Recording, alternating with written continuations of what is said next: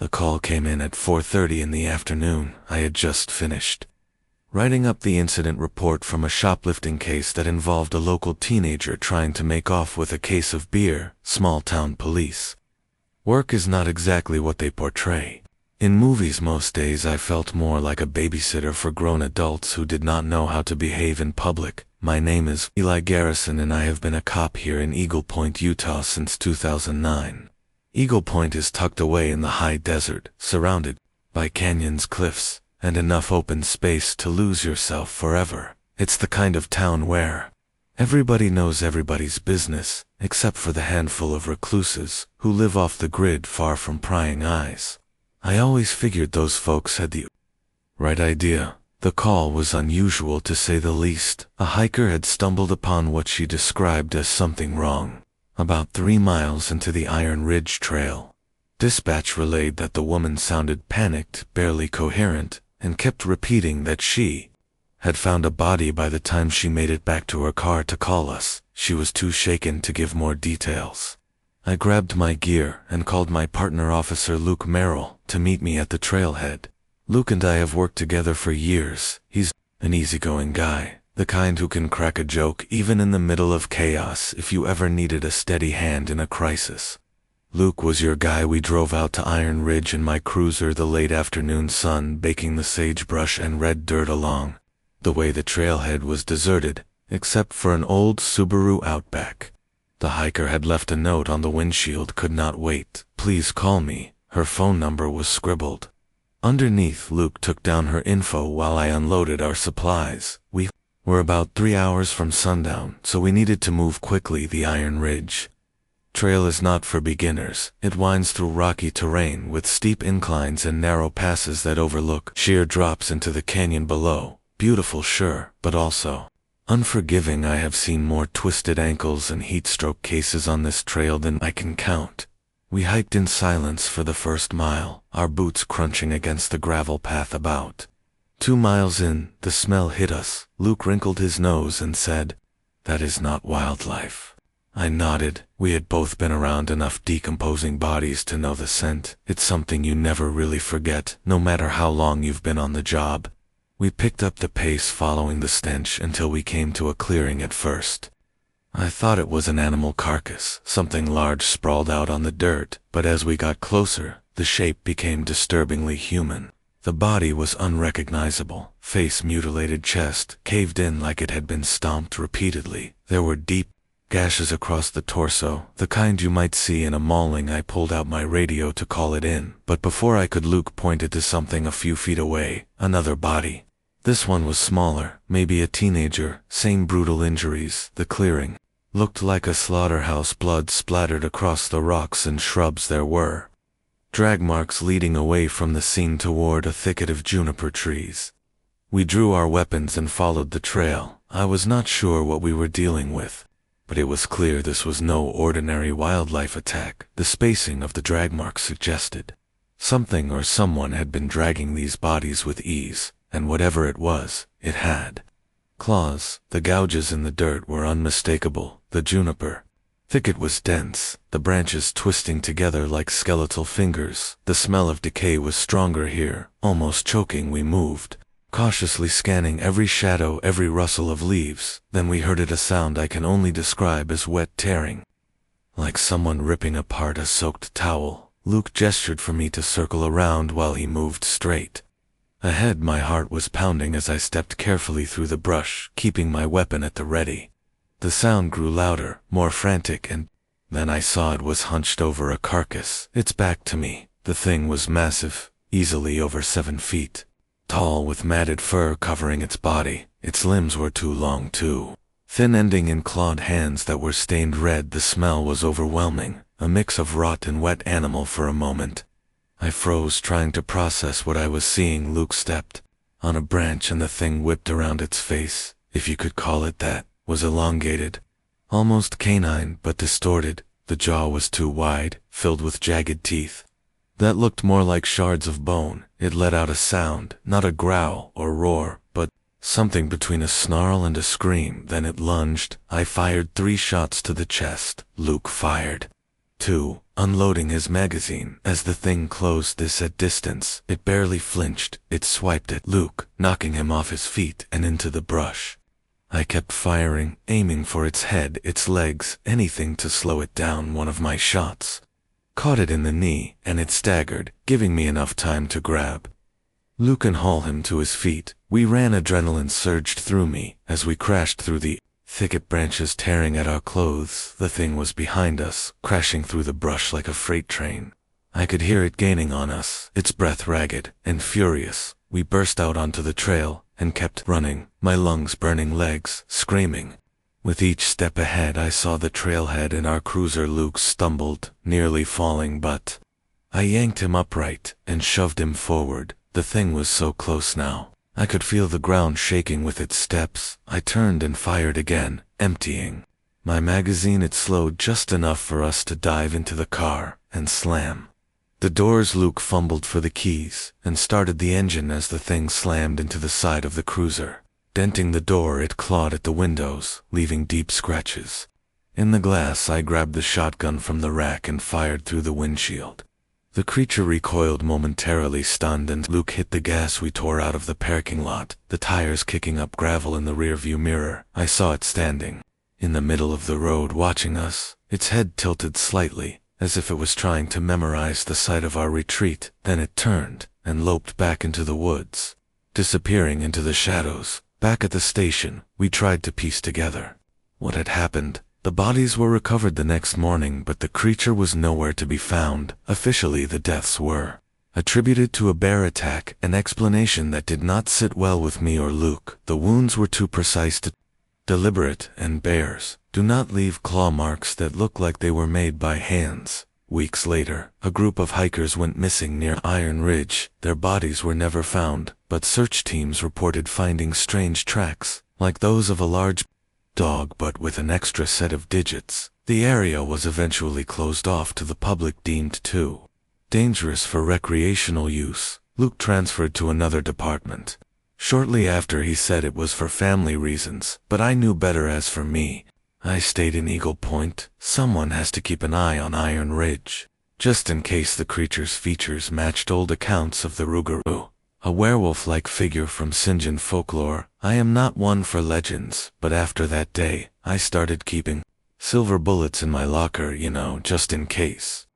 It was 1987, and the middle of Wyoming's Red Desert felt like another planet. The landscape was an endless sprawl of cracked earth, low sagebrush, and wind-carved rock formations. The air was dry enough to make my lips crack within an hour of being out there. My name is Rory Hastings, and at the time, I had been working under the table for a government agency, with no official name. It was the kind of job that came with a 2S sentence contract and a handshake, a firm, quiet, "we own you now" kind of handshake. You don't get into this line of work by choice. My background was hunting, the kind of hunting where you track dangerous things that might kill you before you kill them. That's why they found me. I made a name for myself with a case of a rogue alligator that turned out to be the size of a boat. Some guy from the agency showed up at my door with a cigar and a duffel bag of cash, said he needed predator experts. I asked too few questions, and here I was in the middle of nowhere, waiting for backup that hadn't shown up. The brief was vague reports of something attacking livestock. Ranchers talked about livestock ripped apart in ways no wolf or cougar could manage. When I would pressed for details, the guy on the other end of the line muttered something about teeth marks too wide and deep for any known predator. A classification anomaly, they called it. That's cryptid hunter speak, for we have no goddamn clue what this is. I parked my truck beside a dry creek bed, that riot of sulfur. The air hung heavy with the kind of silence that's unnerving. No insects buzzing, no coyotes yipping in the distance, just wind and the occasional rustle of tumbleweeds. My gear was light: a .308 rifle, a sidearm, and a knife strapped to my thigh. Most cryptids, if that's even what they were, flesh and blood, killable. Like anything else that bleeds. I would just finished setting up camp when I noticed the tracks. They weren't fresh, but they were deep, for claws spread like a giant bird had walked through, except no bird I knew had claws that left indentations. 3 in deep. The stride was long to 6 feet between prints. I radioed the details to HQ, but the signal was patchy at best. I would be on my own until morning. Around midnight, things got strange. My campfire's light didn't seem to stretch as far as it should have. The darkness felt heavy, oppressive. Then came the sound. It wasn't a howl or a roar. It was more like a deep thrumming, like the vibration of a cello string magnified 100 times over. It was coming from the east, near the dry creek bed. I grabbed my rifle and a flashlight and started toward the sound, my boots crunching on the gravel with every step. The first thing I saw was the blood. A wide streak of it painted the rocks and dirt, still fresh enough to glisten under the beam of my flashlight. Something had been dragged. I followed the trail for maybe 30 yards before I found what was left of a mule deer. Its torso was missing entirely, as if something had bitten it clean in half. The exposed ribs looked chewed, not snapped, and the remaining flesh was shredded with precision. That was the kind of butchery you only see in apex predators. I faced down dangerous animals before. Feral hogs, mountain lions, even a tiger that escaped from a private zoo in Texas. None of those encounters felt like this. My stomach tightened as I swung the flashlight beam across the dirt, looking for more tracks. That's when I saw it.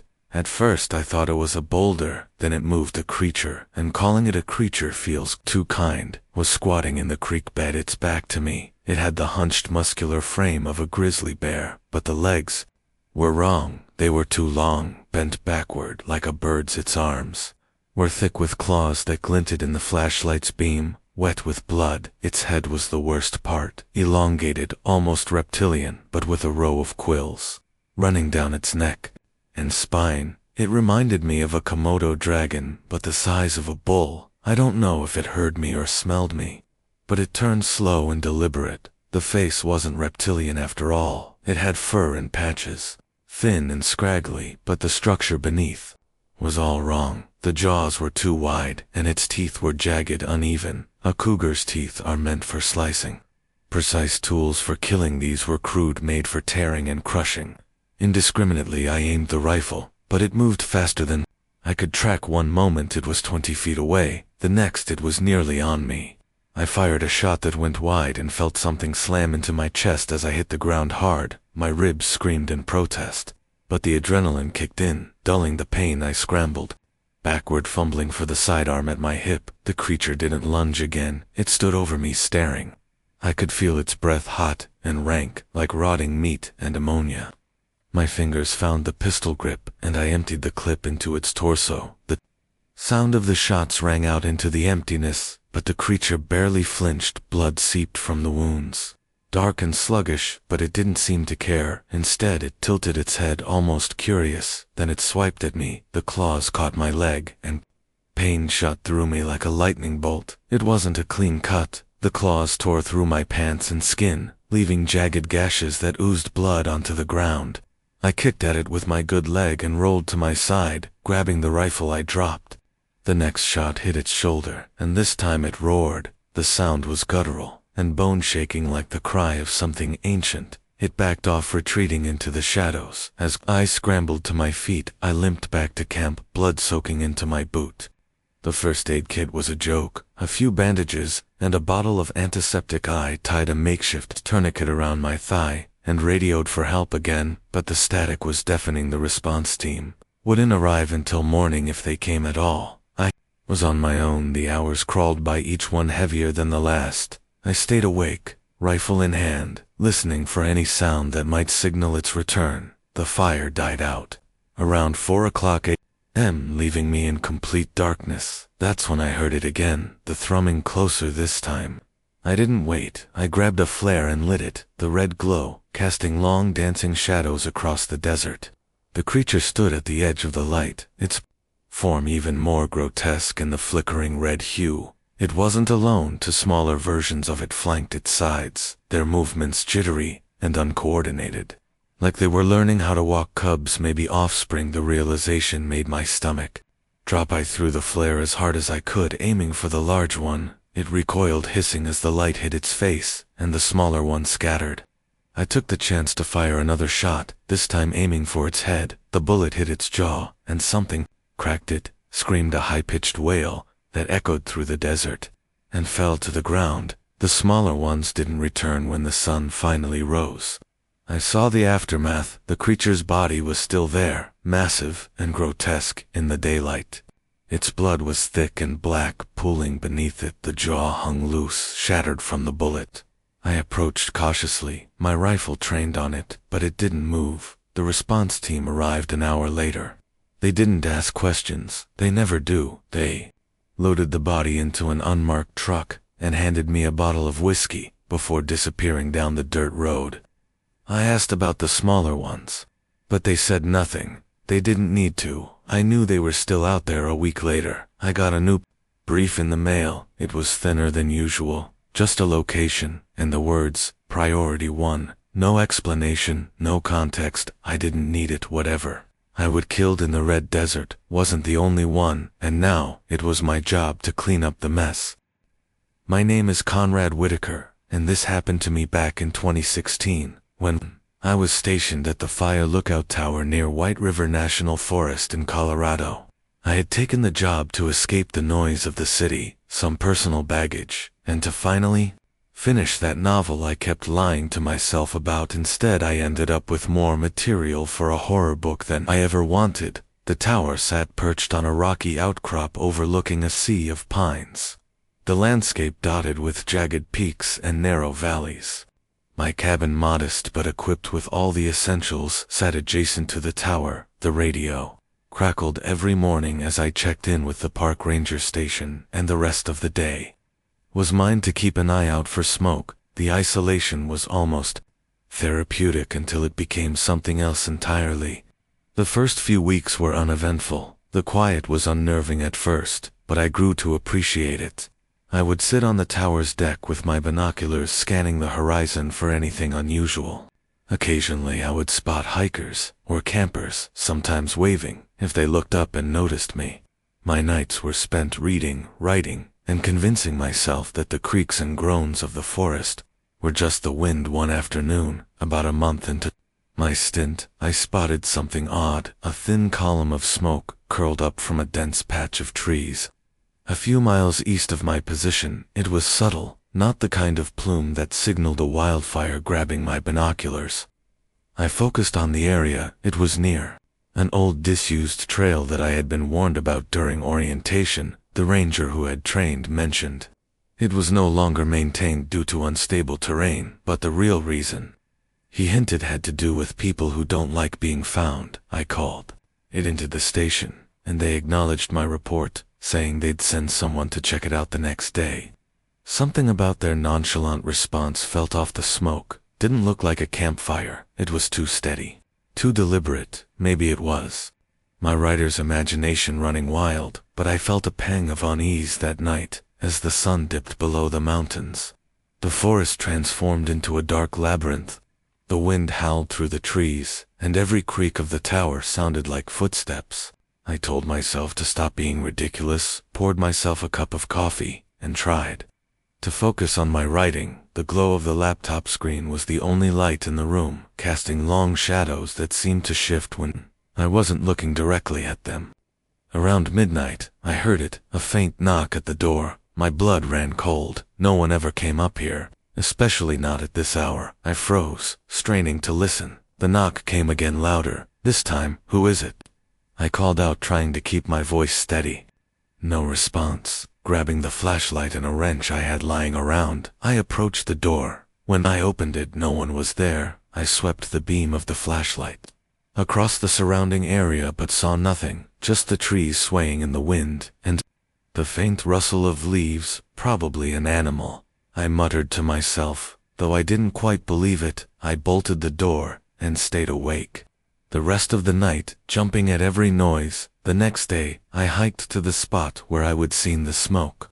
It was supposed to be a short trek, but the trail, if you could call it that, was overgrown and difficult to navigate. As I got closer, I noticed something strange. The smoke was gone, but there were charred patches of ground and what looked like hastily buried ash piles surrounding the area where small wooden carvings hung from the trees. Crude figures with distorted limbs and faces. The air smelled acid, a mix of burnt wood and something metallic. I heard a crack behind me and spun around. A man stood about 20 feet away, partially hidden by a tree. He was tall and wiry, his face gaunt with a scruffy beard. His clothes were filthy, patched together with what looked like scraps of fabric. He did not say a word, just stared at me, unblinking. "Hello," I said, raising a hand in what I hoped was a non-threatening gesture. "Are you lost?" He tilted his head, almost bird-like, and then disappeared into the woods. The silence that followed was deafening. I should have left immediately, but curiosity, or stupidity, got the better of me. I approached the area where he had been standing and found a rusted machete embedded in a tree trunk. The bark around it was stained dark, and I did not need to be a forensic expert to guess what it was. I held it back to the tower, constantly glancing over my shoulder. The forest seemed to close in on me, the trees whispering secrets I could not decipher. By the time I reached the safety of the tower, I was drenched in sweat and out of breath that night. I could not sleep. The memory of the man's hollow gaze was burned into my mind. I kept the lights on and the wrench by my side, jumping at every creak and groan of the tower. Around 2 o'clock a.m., I heard something outside. Peering through the window, I saw movement near the base of the tower. A figure was pacing back and forth, occasionally looking up at me. It was him. I grabbed the radio and called the station, but the line crackled with static. I tried again, shouting into the receiver, but there was no response. Panic set in as I realized I was completely alone. The man began climbing the tower. My heart pounded as I locked the trap door leading up to the cabin. I could hear him ascending, each creak of the ladder like a nail being driven into my sanity. He reached the trap door and began pounding on it, the sound reverberating through the cabin. "Get out of here," I shouted, brandishing the wrench like a weapon. "I will call the cops." There was a pause and then laughter, low and guttural. It sent shivers down my spine. The pounding stopped, and everything went silent. I waited, gripping the wrench so tightly my knuckles turned white. Minutes felt like hours, but he did not come through. When I finally mustered the courage to check, he was gone. The ladder was empty, swaying slightly in the wind. I spent the rest of the night barricaded inside, every shadow outside the window a potential threat. The next morning, I discovered something horrifying near the base of the tower. A trail of blood led into the woods. Following it reluctantly, I found the body of a hiker, his throat slashed and his belongings scattered. I called it in immediately, my voice trembling as I described the scene. This time, the station responded quickly, sending a team of rangers and police to investigate. When they arrived, I told them everything: the smoke, the carvings, the man, and the body. They searched the area, but found no trace of the man or the machete. The rangers seemed uneasy, exchanging glances, but saying little. One of them pulled me aside and said, "This isn't the first time we've had issues out here. Be careful." They took the body and promised to keep me updated, but I never heard back. The rest of my assignment passed in a haze of paranoia. I kept the doors locked and avoided venturing too far from the tower. Every so often, I thought I saw movement in the woods, a fleeting shadow that disappeared when I tried to focus on it. When my contract ended, I packed up and left without looking back. A few months later, I did some digging and found reports of missing persons in the area, dating back decades. The descriptions of the suspect varied, but one detail remained consistent: a gaunt man with a machete. As for his motivations, I can only speculate. Maybe he was a hermit defending his territory, or perhaps he enjoyed the thrill of the hunt. Whatever the reason, I am just glad I made it out alive. His name no one knows for sure, but some of the old-timers called him the Phantom of White River. My name is Quentin Hargrave, and this happened to me in 2015 when I was living off the grid near the Kenai Peninsula in Alaska. I had spent 3 years in those woods, surviving on the land, fishing, trapping, and doing the kind of things that most people write off as survival TV nonsense. For me, it was a way to escape the grind, the noise of the modern world, and frankly, some mistakes I made that were better left behind. The Kenai Peninsula is one of those places that tricks you into thinking it is untouched wilderness inshore. The scenery is pristine, snow-covered peaks, dense forests of spruce and birch, and rivers so cold they bite your skin, but there's always the shadow of man-old logging camps, broken down cabins from the gold rush. Days and sometimes people who came here to disappear for reasons more sinister than wanting peace and quiet. I had built a small cabin near a creek. About 8 miles from the nearest town might be a generous term. It was a cluster of about 20 buildings, including a bar, a gas station, and a post office. I only went there once a month for supplies. My life had a rhythm: hunting, foraging, chopping wood, fixing whatever broke, and repeating it all the next day. It was simple, and I liked it that morning. I had planned to hike to a patch of high ground, where I had set up some game cameras.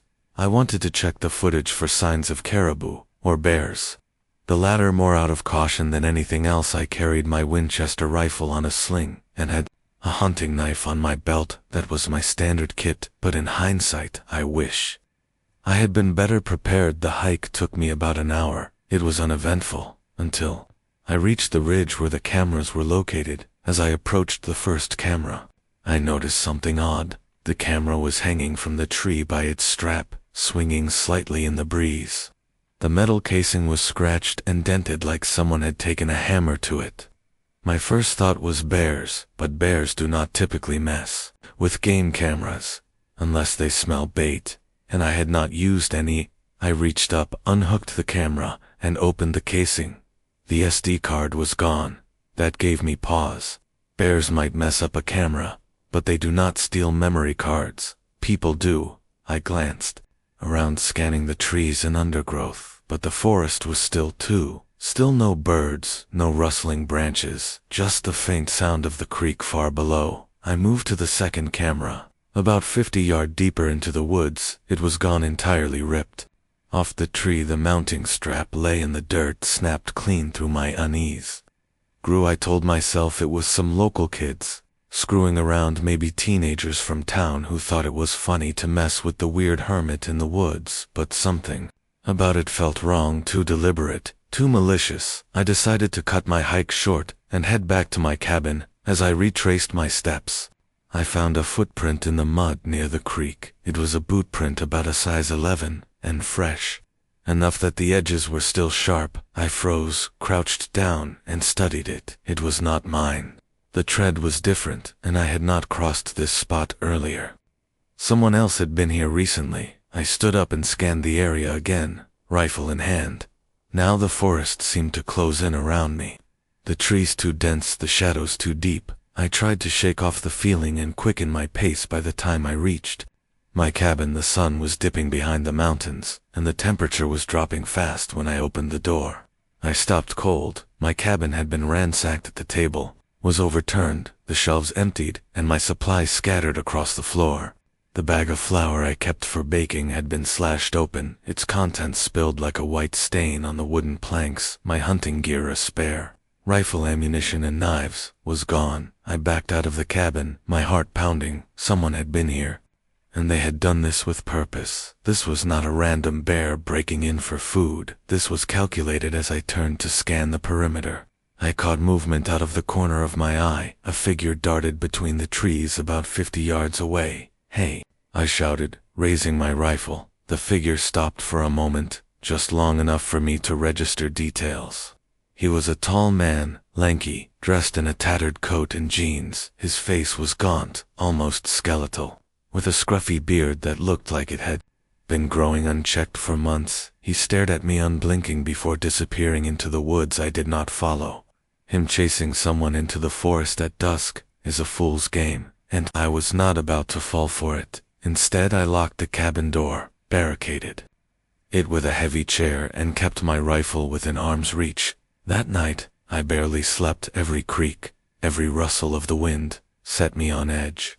The next morning, I decided to go into town to report what had happened. The 8-mile hike felt longer than usual, every sound amplified by my paranoia. When I reached the gas station, I found the place buzzing. A couple of locals were talking with the owner, a wiry old guy named Marty. They fell silent when I walked in. Quentin, Marty said, his face grim. "You hear about what happened?" I shook my head. "What are you talking about?" "Some folks found a campsite up by Deep Creek, tents slashed to hell, blood everywhere." No sign of the campers. Troopers are looking into it. A cold knot formed in my stomach. Deep Creek was less than 5 miles from my cabin. I told Marty about the man. I had seen the break-in and the missing gear. He listened, his frown deepening with every word.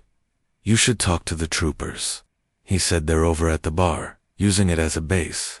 I did not like involving law enforcement, but this was beyond me. I walked over to the bar, where it found 2 Alaska State troopers hunched over a map. They listened to my story, taking notes and asking questions when I described the man I had seen.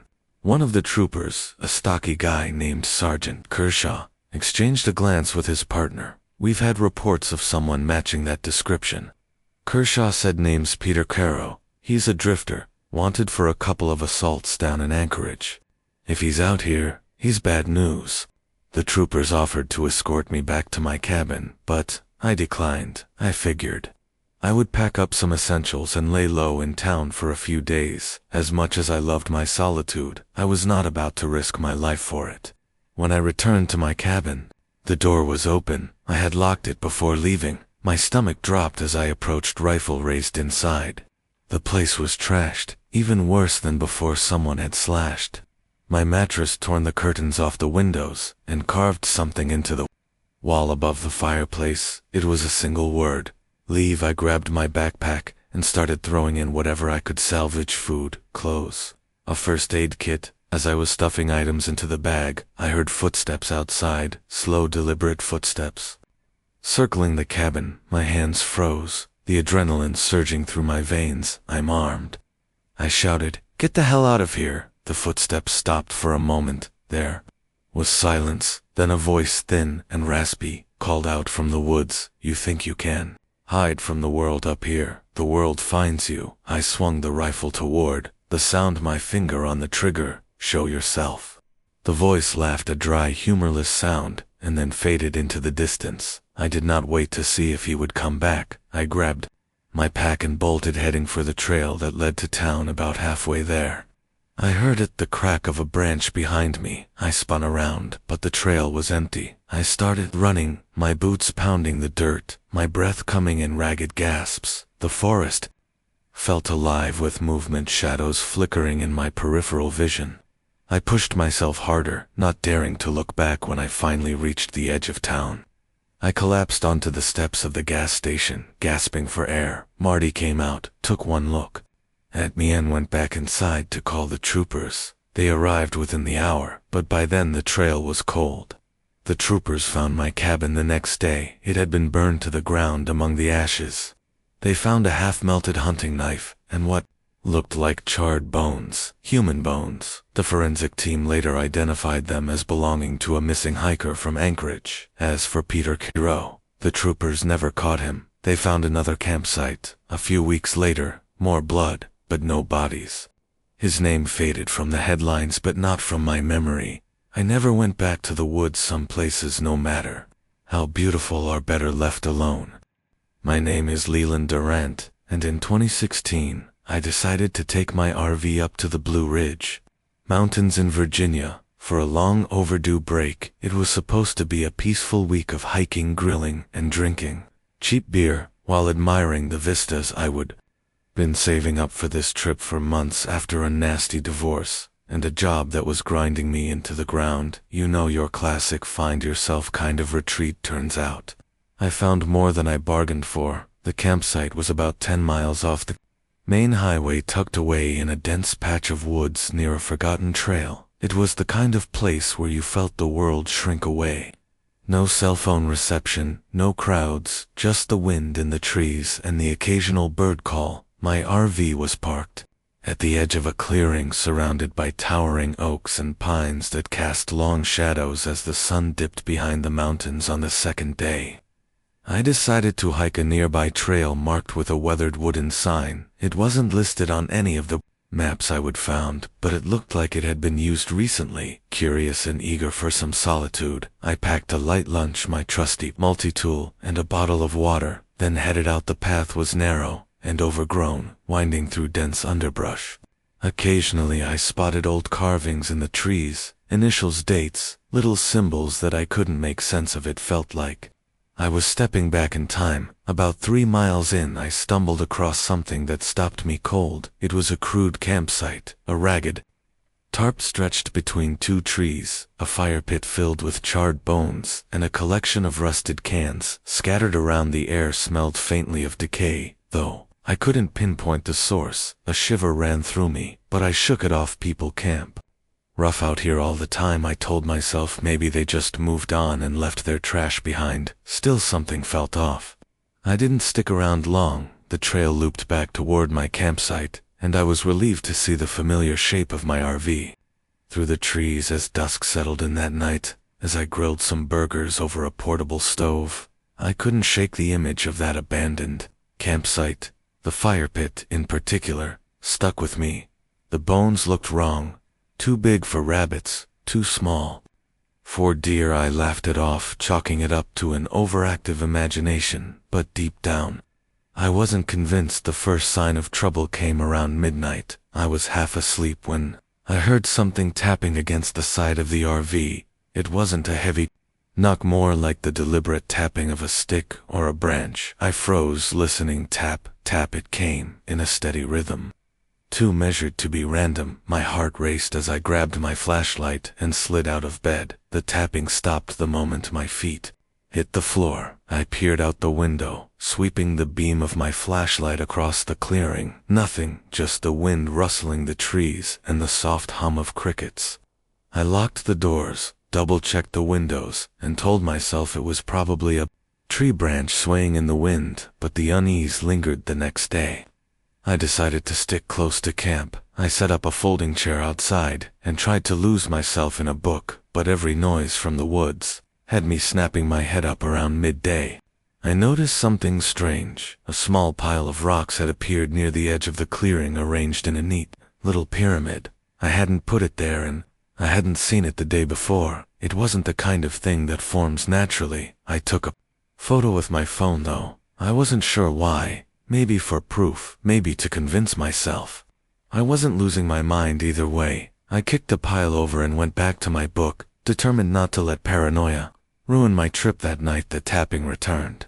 This time it was louder and more insistent, moving around the RV as if someone or something was circling it. I stayed in bed, clutching my multi-tool like it was a lifeline.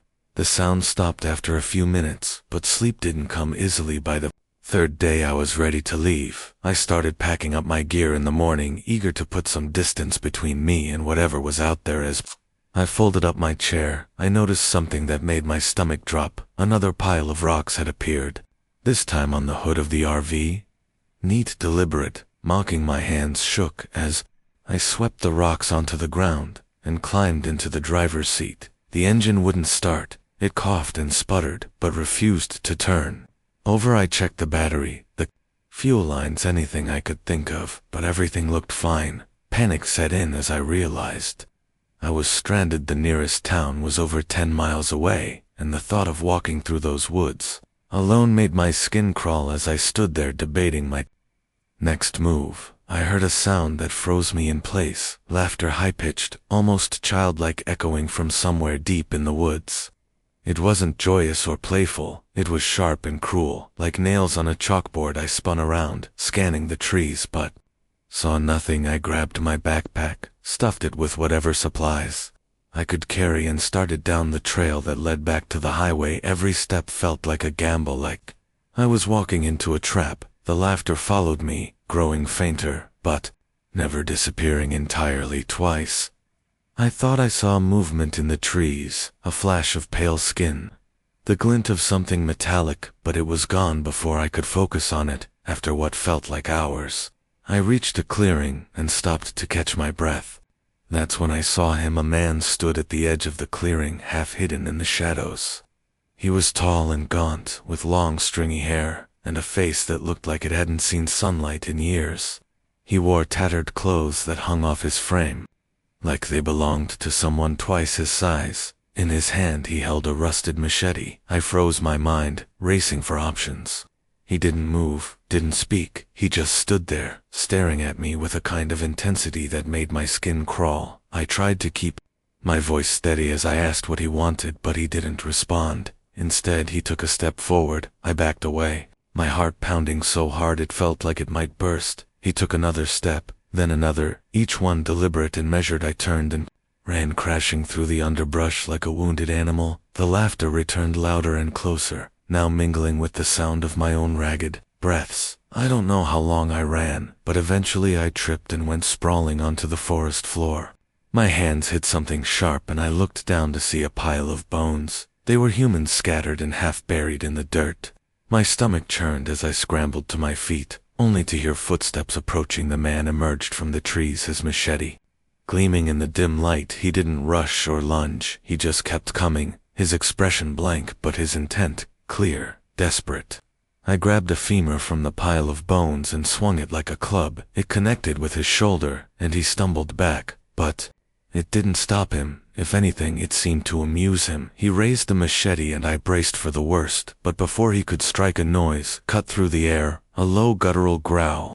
My heart leaped as I realized it wasn't coming from him. Something else was out there. The man froze, his eyes darting toward the trees for the first time. He looked afraid. Without a word, he turned and disappeared into the woods, leaving me alone with the bones and the growling that seemed to echo from every direction. I didn't wait to see what was coming. I ran, fueled by pure adrenaline, until I stumbled onto the highway. A passing trucker picked me up, his face pale as he listened to my rambling story. He called the authorities and they found my RV the next day, but there was no sign of the man, or whatever had chased him away. The local sheriff's department dismissed it as the work of a deranged squatter. They found several campsites like the one I would seen, along with more bones. Some were human, some weren't. The man was never caught, and the case remains open. As for me, I haven't been back to the Blue Ridge Mountains since. Every now and then I think about the man and the strange guttural noise that scared him off. I wonder what was out there, lurking in the woods, and why it let me go. But some questions are better left unanswered. My name is Travis McClendon. It was 2017 and everything I'm about to tell you happened in the Gila National Forest in New Mexico. I have been a search and rescue officer for almost 9 years, and while the job isn't always exciting, it's rewarding. I'm not the kind of guy to get spooked easily. I have pulled hikers out of ravines, found lost campers, and even chased down a few black bears too close to trailheads. But this was different. The call came early that morning. A group of 3 college students from Albuquerque had gone missing during a camping trip, according to their families. They were experienced hikers and had planned to camp near a remote lake deep in the forest. The ranger who briefed mentioned the lake, a spot known locally as Phantom Lake. The place had a reputation not for any solid reason, but because locals loved spinning tales about strange noises and resting spirits. I grabbed my gear map, GPS, first aid kit, and my rifle. I always carry a rifle when heading into areas where predators might be an issue. The forest doesn't care about your credentials, and neither does a hungry mountain lion. By 7 o'clock a.m. I was on the trail with a couple of park volunteers, Neil and Marcy, both experienced hikers. Neil was cracking jokes about the Phantom Lake rumors, saying the kids were probably hungover and just wandered off the trail. I laughed along, but something about this call felt heavy. The first few hours were uneventful. The trail was well marked, and the weather was good. We found their car at the trailhead, a beat-up Subaru loaded with empty snack wrappers and camping gear. No signs of a struggle, no notes, just locked doors and an empty vehicle. By noon, we reached an area where the trail diverged into faint footpaths. The GPS wasn't much help here. The trees were dense, and the signal kept dropping. Neil pulled out his map and squinted. Phantom Lake was about 3 miles west, through dense undergrowth. Marcy suggested splitting up, but I vetoed the idea. I have seen too many people get lost because they thought splitting up was smart. The closer we got to the lake, the quieter the forest became. Birds stopped chirping, and even the wind felt muted. Neil made a crack about how Mother Nature hit the mute button, but his laugh sounded forced. I didn't say anything. Marcy picked up a trail of footprints leading west, 3 distinct sets, all human-sized. Fresh, we followed the prints for another hour. the trees thinned out, revealing a clearing with a small dark lake in the middle. Phantom Lake, it wasn't picturesque, more like something out of a survival show. Dark water, thick reeds, and a few crooked trees around the edges. Something about it felt off, near the lake's edge. We found their campsite. 2 tents were pitched haphazardly. One partially collapsed, a smoldering fire pit sat between them, and gear was scattered everywhere. Backpacks, a half-eaten sandwich, a pair of hiking boots. No blood, no signs of struggle, but no people either. Marcy bent down and picked up a phone lying in the dirt. The screen was cracked, but it still worked. She swiped through the photos, the usual stuff, smiling. Selfies, a campfire, the lake. The last photo made her freeze. She handed me the phone without a word. The image showed the 3 students standing near the lake, arms around each other, smiling. In the background between 2 trees was something, a figure. It was tall, hunched and dark, with limbs that looked too long for its body. It wasn't clear enough to make out details, but the shape was unmistakable. Neil broke the silence. Maybe it's a shadow or some kind of tree trick. Marcy didn't respond, neither did I. We decided to fan out around the campsite looking for more clues. I radioed back to the station to report our findings and requests backup. They told us to hold tight, and that a second team would join us in a few hours. As I circled the lake, I noticed something strange, deep grooves in the dirt, like something heavy had been dragged toward the water. The tracks ended abruptly at the shoreline. Kneeling down, I ran my hand over the grooves. They weren't made by a person. Claw marks were embedded in the dirt, long and jagged like the talons of some enormous bird, but no bird made tracks this wide. I was about to call Neil and Marcy over when a scream cut through the air. It was Marcy's voice coming from the trees to my left. I sprinted toward the sound, rifle ready. Neil was already ahead of me, shouting her name. We found her 10 yards into the woods, staring up at something tangled in the branches of a tree. It was one of the students, or what was left of him. His body was suspended about 20 feet up, wrapped in what looked like shredded tent fabric and vines. His face hoop was contorted in terror, and his chest was torn open. The smell hit us a second later. Neil turned away, retching. Marcy was frozen, clutching the phone like it was a lifeline. I forced myself to look closer. The cuts weren't clean. They were jagged and uneven, like something had ripped him apart with brute force. Above us, the branches swayed, though there was no wind. We regrouped at the campsite, shaken, but determined something was out there, and it wasn't done. I radioed the station again, urging them to hurry the backup. They assured me they'd be there soon, but soon wasn't good enough. The sun dipped lower, casting long shadows across the clearing. We decided to stay put until help arrived. I kept my rifle close while Neil and Marcy tried to keep themselves busy by organizing the scattered gear. That's when we heard it, a low, rhythmic thudding like footsteps, heavy ones. It came from the other side of the lake. I scanned the treeing with my scope. At first I saw nothing, then it stepped into view. It was tall, easily 8 feet, with elongated limbs and a torso that seemed to twist unnaturally. Its skin was mottled like a mix of bark and flesh, and it moved with a jerky, unnatural gait. The thing's head tilted as if it were studying us. Neil whispered something I couldn't make out.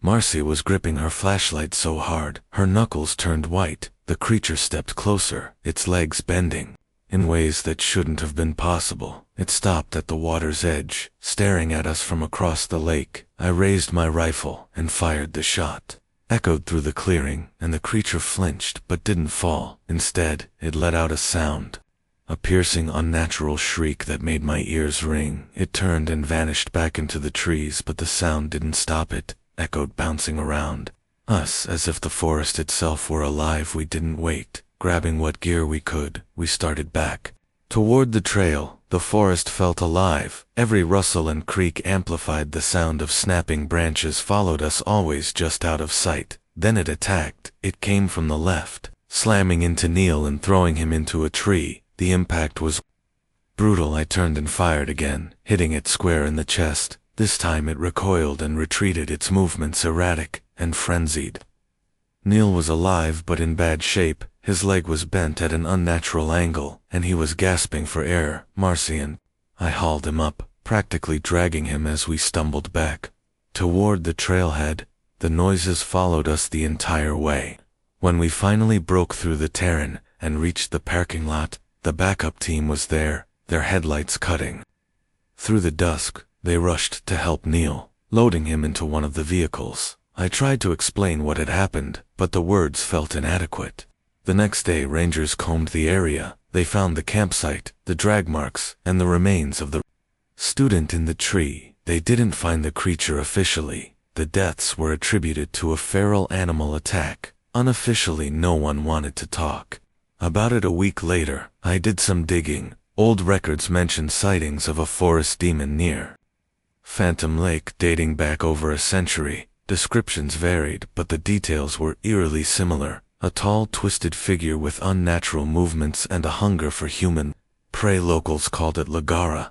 I don't go near Phantom Lake anymore. It's not fear, it's survival. If Lagara is still out there, it's better to leave it be. Some things in the forest aren't meant to be found. It was a quiet start to what I assumed would be an uneventful shift. For the past 7 years, being a deputy in Darden, Wyoming, meant dealing with more cattle disputes than actual crimes. I grew up in the same town, and most of the folks I dealt with were people I knew personally. My name is Russell Whitaker, but most call me Russ. People trust me here because I am fair. I listen, and I am not quick to lose my temper, which helps when your job involves separating brawling ranchers in a bar. The year was 1997, and I remember it clearly because of the unusually heavy snow that blanketed the town earlier that winter. By late March, most of it had melted, leaving the hills soggy and the river swollen. That morning, dispatch radioed me about an abandoned vehicle found on a dirt road near Big Willow Creek, about 12 miles west of town. It was not unusual for hunters or hikers to leave their vehicles behind if they got stuck, but the woman who called in said there was blood on the car. It was not the first time I had responded to strange calls. Once a guy swore he had been abducted by aliens near the bluffs. Another time, a group of teens claimed a cougar followed them for miles, only to find out it was someone's lost Great Dane. But this was different. Blood meant trouble, and trouble in Darden usually meant people I knew were involved. By the time I arrived, the sun had climbed just high enough to warm the frost-covered grass. The car was an old Ford sedan, navy blue, but faded with rust along the edges. It sat crooked in the mud, one wheel lodged deep into a ditch. As I walked around the vehicle, I spotted the blood smeared on the driver's side door. It was not a lot, but enough to make my stomach knot. No sign of anyone around. I radioed the plate numbers back to dispatch and learned it belonged to Henry Slade, a ranch hand from a spread just outside town. Henry was known for being a bit of a drinker and had been in and out of trouble before, but nothing violent. The Slade family had their fair share of issues, and my gut told me this was not just a bad night of drinking. I checked the inside of the car. The keys were still in the ignition. The driver's seat, pushed back on the passenger seat, lay a hunting knife and a worn leather sheath, which I left undisturbed. The back seat was empty, save for a muddy tarp rolled into the corner. What caught my attention most, though, was a set of muddy boot prints leading away from the car and into the dense woods. They were wide and deep, made by someone in a hurry. I decided to follow them before heading out. I radioed dispatch again, letting them know my location. In hindsight, I should have waited for backup, but that day I was not thinking clearly. Maybe it was the nagging thought that Henry might be hurt out there, or maybe it was plain stupidity. The woods around Big Willow Creek are dense with towering pines and thick underbrush that can easily snag your footing. I followed the prints for a good 30 minutes, winding deeper into the forest. As I moved further, the sound of rushing water from the creek grew louder. I kept my hand close to my holster, feeling the weight of the revolver at my side. It was not fear that made me uneasy. It was the quiet. No birds, no rustling of leaves, just the creek and my own breathing. I came across a clearing where the grass had been trampled flat, and the mud showed signs of a struggle. Blood speckled the ground, some of it pulled in a patch near a fallen log. The boot prints continued beyond the clearing, but now they were joined by another set, barefoot, larger than any human foot I had ever seen. They were wide with long, distinct toes, and the stride was unnaturally long. My heart sank, but I forced myself to keep moving. Something told me stopping would be worse. The trail led to the edge of Big Willow Creek, where the water was fast and swollen from the melting snow on the opposite bank. I saw it as shaped crouched low near the water, its back turned to me at first. I thought it might be a bear, but as I squinted, the details became clear. It was no bear. The creature was massive, easily over 7 feet tall, if it stood upright. Its body was covered in patchy matted fur, a mix of black and gray. Clinging to an emaciated frame, its arms were unnaturally long, ending in hands that looked almost human save for the claws. It hunched over something in the mud, and as I stepped closer, I realized what it was. A body. I froze. The creature's head jerked up, its movements sharp and unnervingly fast. Its face was wolf-like, but not entirely. The snout was shorter, the jaw wider, and the teeth jagged and yellow, looked like they belonged to something that killed for sport, not survival. For a split second our eyes met, and the raw intelligence behind its gaze made my blood run cold. It let out a deep, guttural snarl that seemed to vibrate in my chest without thinking.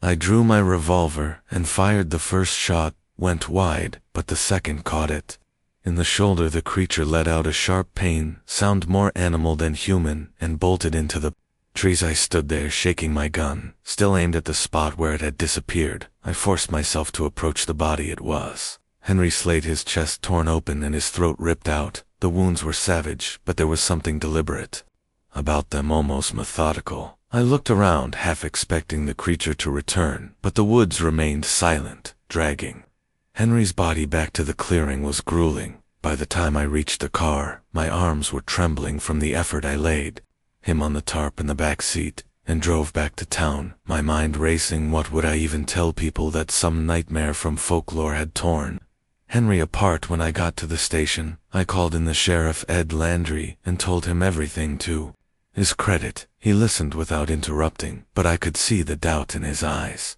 We drove back to the site together, but by then the tracks were gone, washed away by the rising creek. Even the blood on the ground had faded, leaving little evidence of what I had seen. Over the next few days, the town buzzed with rumors. Most people chalked it up to a bear attack, though I never said as much. Others whispered about old legends, tales of creatures that roamed the woods long before settlers arrived. The coroner's report listed Henry's cause of death as animal mauling, but the injuries did not match anything native to Wyoming. I knew what I saw, even if no one else believed me. A week later, a group of hikers went missing near Big Willow Creek. Search parties found their gears scattered along the trail, but no sign of them. I wanted to warn people, to tell them to stay away from the woods, but I knew it would only make me sound crazy. The station got quiet after that. People stopped asking questions and the calls about strange sightings dwindled, but every now and then, when I drive past Big Willow Creek, I catch myself glancing at the tree, half expecting to see those bear-clawed tracks again. They never found the hikers' bodies, but I know they are out there. Whatever killed Henry Slade did not stop with him.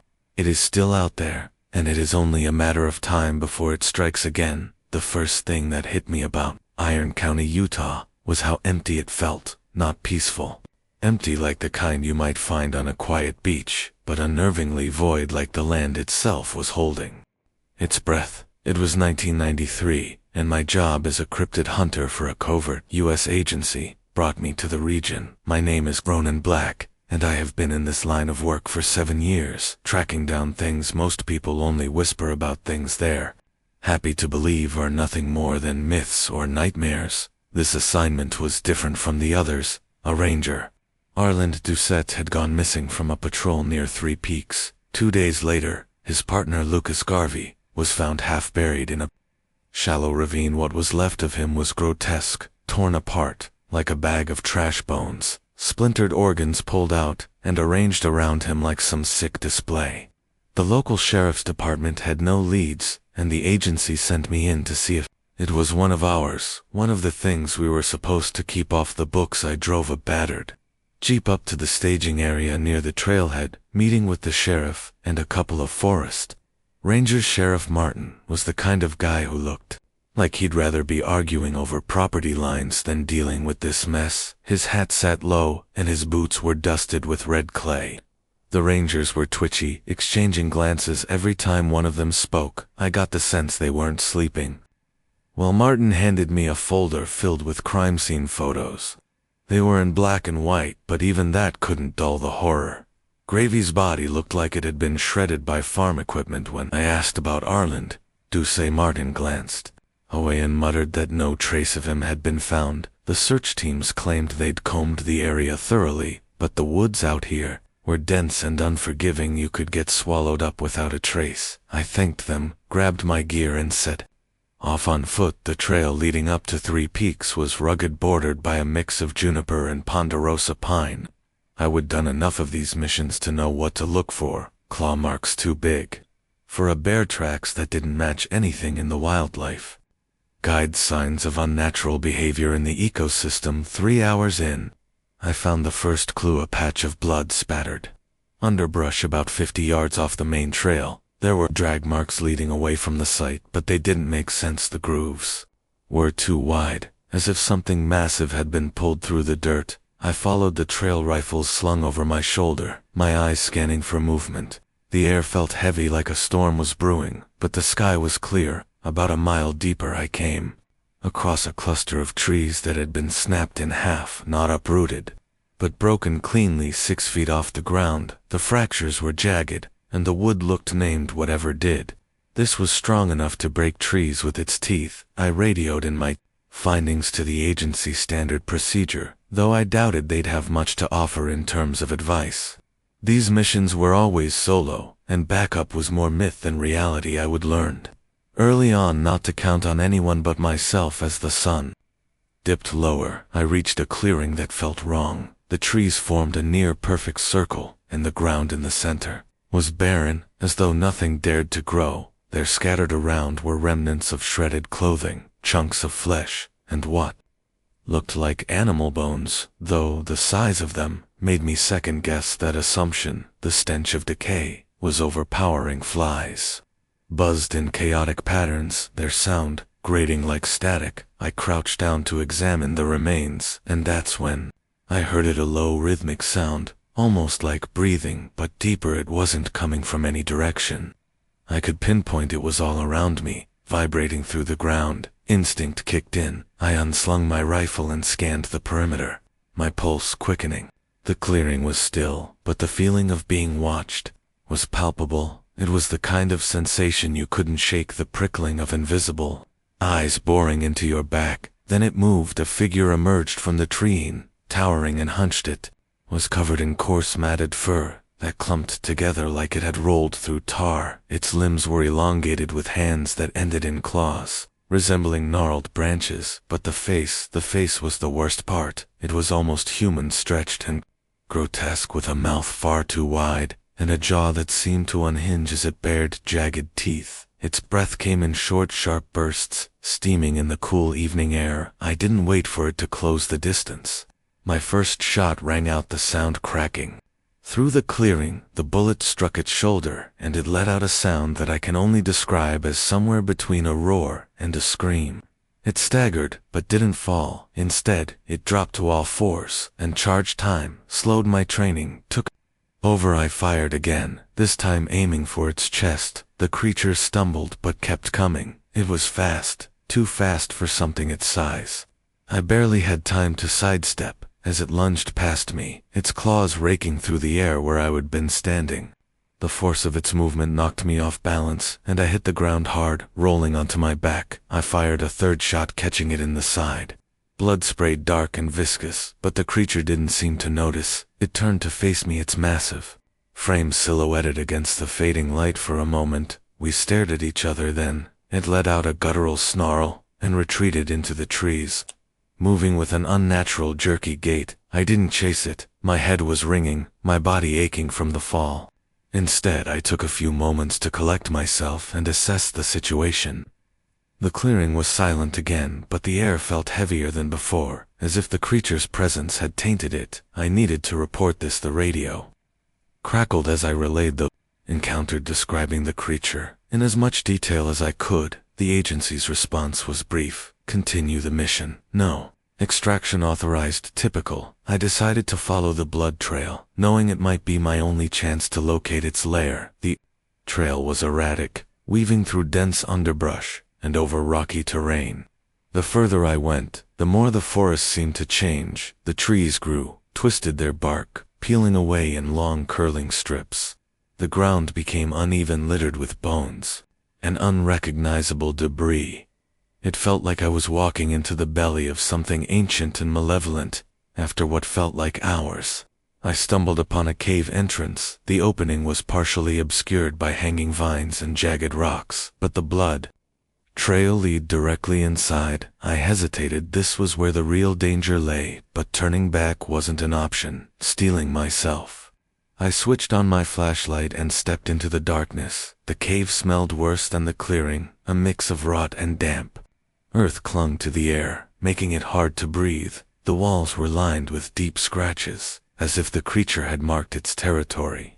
Deeper inside, the tunnel opened into a cavern, and what I saw made my stomach churn. The floor was covered in corpses, both human and animal. Some were fresh, others in advanced stages of decay. Bones jutted out at odd angles, and the remains were arranged in grotesque patterns, almost ritualistic. At the center of it all was a large, makeshift nest made of branches, fur, and scraps of clothing, and there, lying motionless, was Arland Duce, or what was left of him. His body was mangled, his chest torn open, but unlike the others, he hadn't been left to rot. His remains were positioned with a kind of reverence, almost as if the creature had been guarding him. I moved closer, my flashlight revealing more details.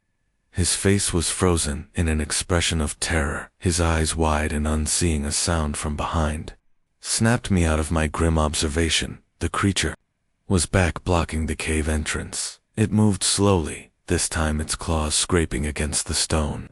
It wasn't charging, it was stalking, its head tilted. As it watched me, I raised my rifle, but before I could fire it lunged forward, swiping at the flashlight and plunging the cavern into darkness. I scrambled to switch to my backup light, the beam flickering to life. Just in time to see the creature closing in, I fired point blank, hitting it in the face. It reeled back, letting out a horrific screech, and I took the opportunity to run sprinting through the narrow tunnel. I could hear it pursuing me, its claws tearing into the walls.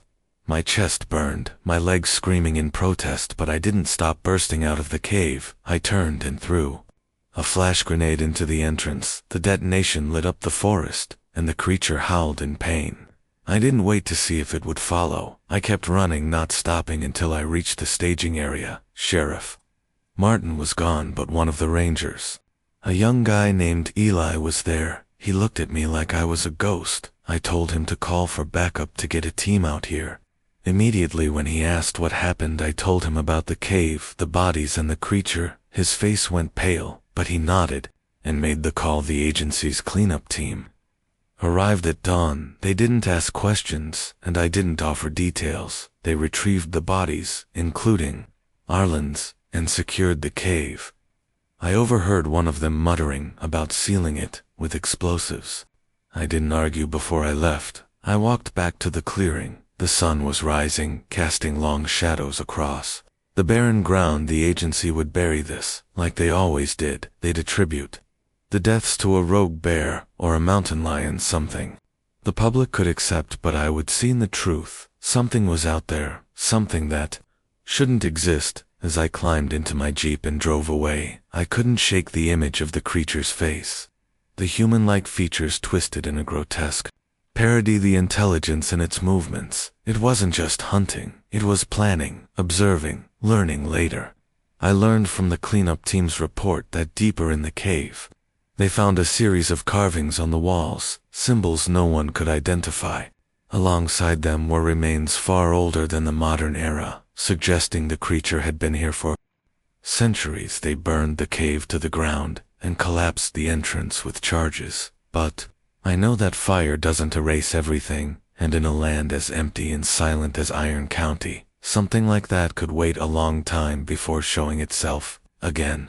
My name is Daryl Montrose, and back in 1998, I was stationed as a fire lookout in the Gila National Forest, New Mexico, about as isolated as you could get, without falling off the edge of the earth. I had taken the job to get away from the noise of my failed marriage, and a career that had left me feeling like a dog chasing its tail. Banking, if you can believe it. I figured the solitude might give me some time to clear my head and write that novel I would been lying about starting for the past decade. Turns out peace and quiet are overrated when they come with a side of existential dread. It was a late afternoon when it all started. My shift had been uneventful for weeks. The forest stretched out in every direction like an endless green quilt, and the only company I had were the occasional squawking ravens and the crackle of my shortwave radio. I was up in the lookout tower 50 feet off, the ground flipping through a dew-geared paperback, when I noticed something out of place. Through the binoculars about 2 miles out near the edge of the forest, there was smoke, but not the kind that comes from a campfire or lightning strike. This was thin, curling smoke, almost like someone was burning wet leaves, not enough to sound the alarm, but enough to make me uneasy. Gilabase, this is Montrose. I radioed in, keeping my voice casual. I have got smoke at grid 7A, about 2 miles east of my position. Probably nothing, but I'm going to check it out. Copy that, came the reply. Stay safe. I grabbed my gear, a beat-up old rucksack with a first aid kit, water, a map, and a flashlight, and climbed down the narrow metal stairs of the tower. My jeep was parked a 4-mile away at the base camp, but the smoke was in a direction where the terrain would force me to hike. The air was heavy, with the smell of pine and the faint hum of insects. The kind of silence that makes your own breathing sound like a roar. The trail was rough, winding through a mix of towering ponderosa pines and dense underbrush. About an hour into the hike, I caught the faintest whiff of something acrid, something chemical. It was faint, but it made my stomach tighten. By the time I reached the source of the smoke, the sun was low on the horizon, casting the forest in long shadows.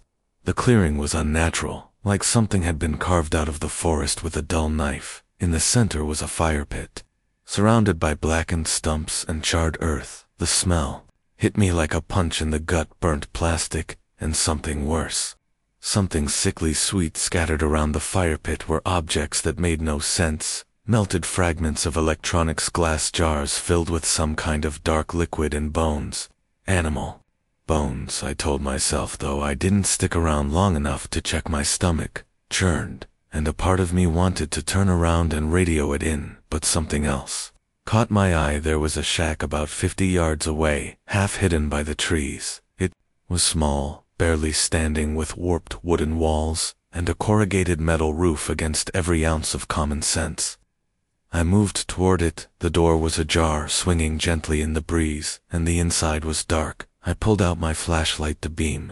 Cutting through the shadows, the shack was empty, except for a crude table and chair, a stack of papers, and a pile of rusted tools in the corner.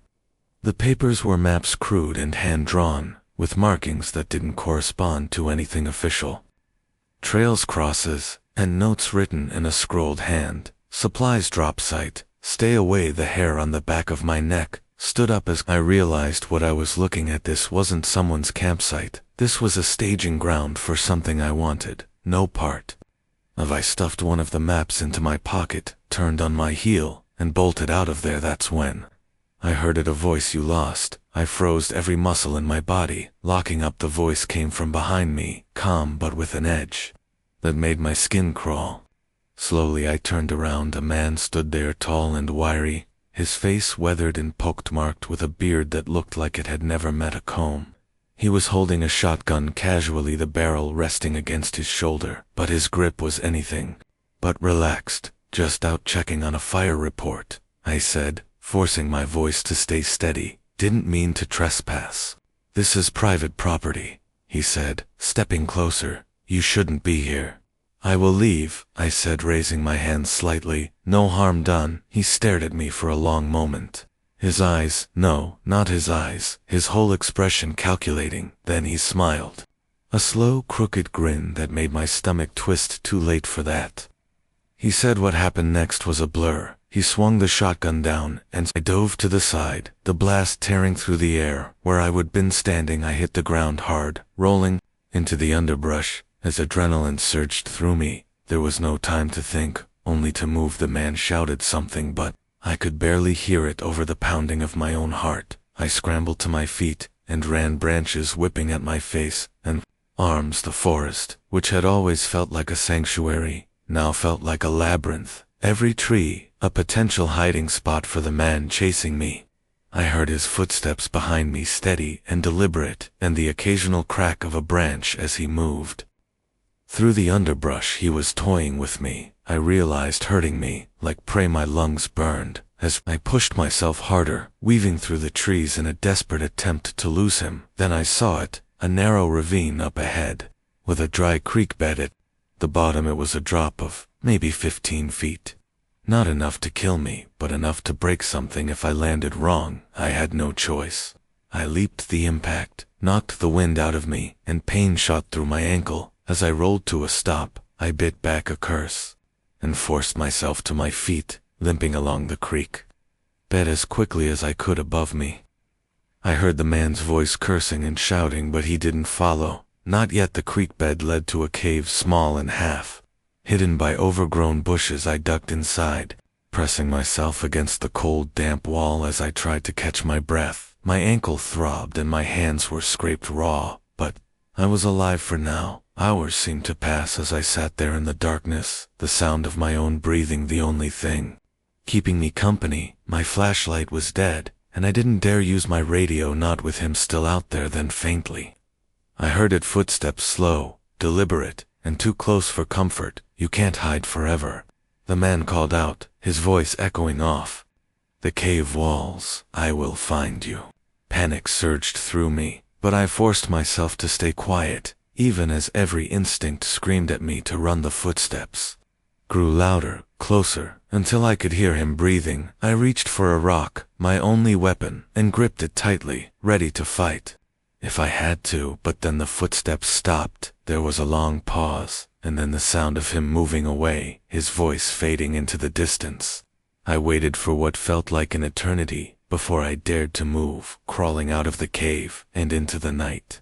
The forest was pitch black, the stars barely visible through the canopy. I moved as quickly and quietly as I could, my ankle protesting with every step. When I finally reached the lookout tower hours later, it felt like a miracle. I climbed the stairs and locked the door behind me, my hands shaking as I radioed for help.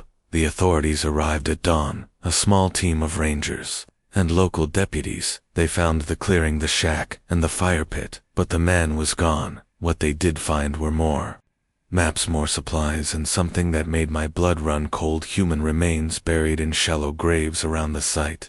The man, they said, was likely a poacher or smuggler using the forest as a base for his operations, but the truth was darker than that. After they left, I did some digging of my own, tracing the maps and notes I would taken from the shack. The markings led to other sites, other clearings, each one linked to disappearances over the years. The man, whose name I later learned was Luther Keegan, wasn't just a poacher. He was a predator, a man who used the vast wilderness as his hunting ground, and as far as I know, he's still out there somewhere, but not here, not anymore.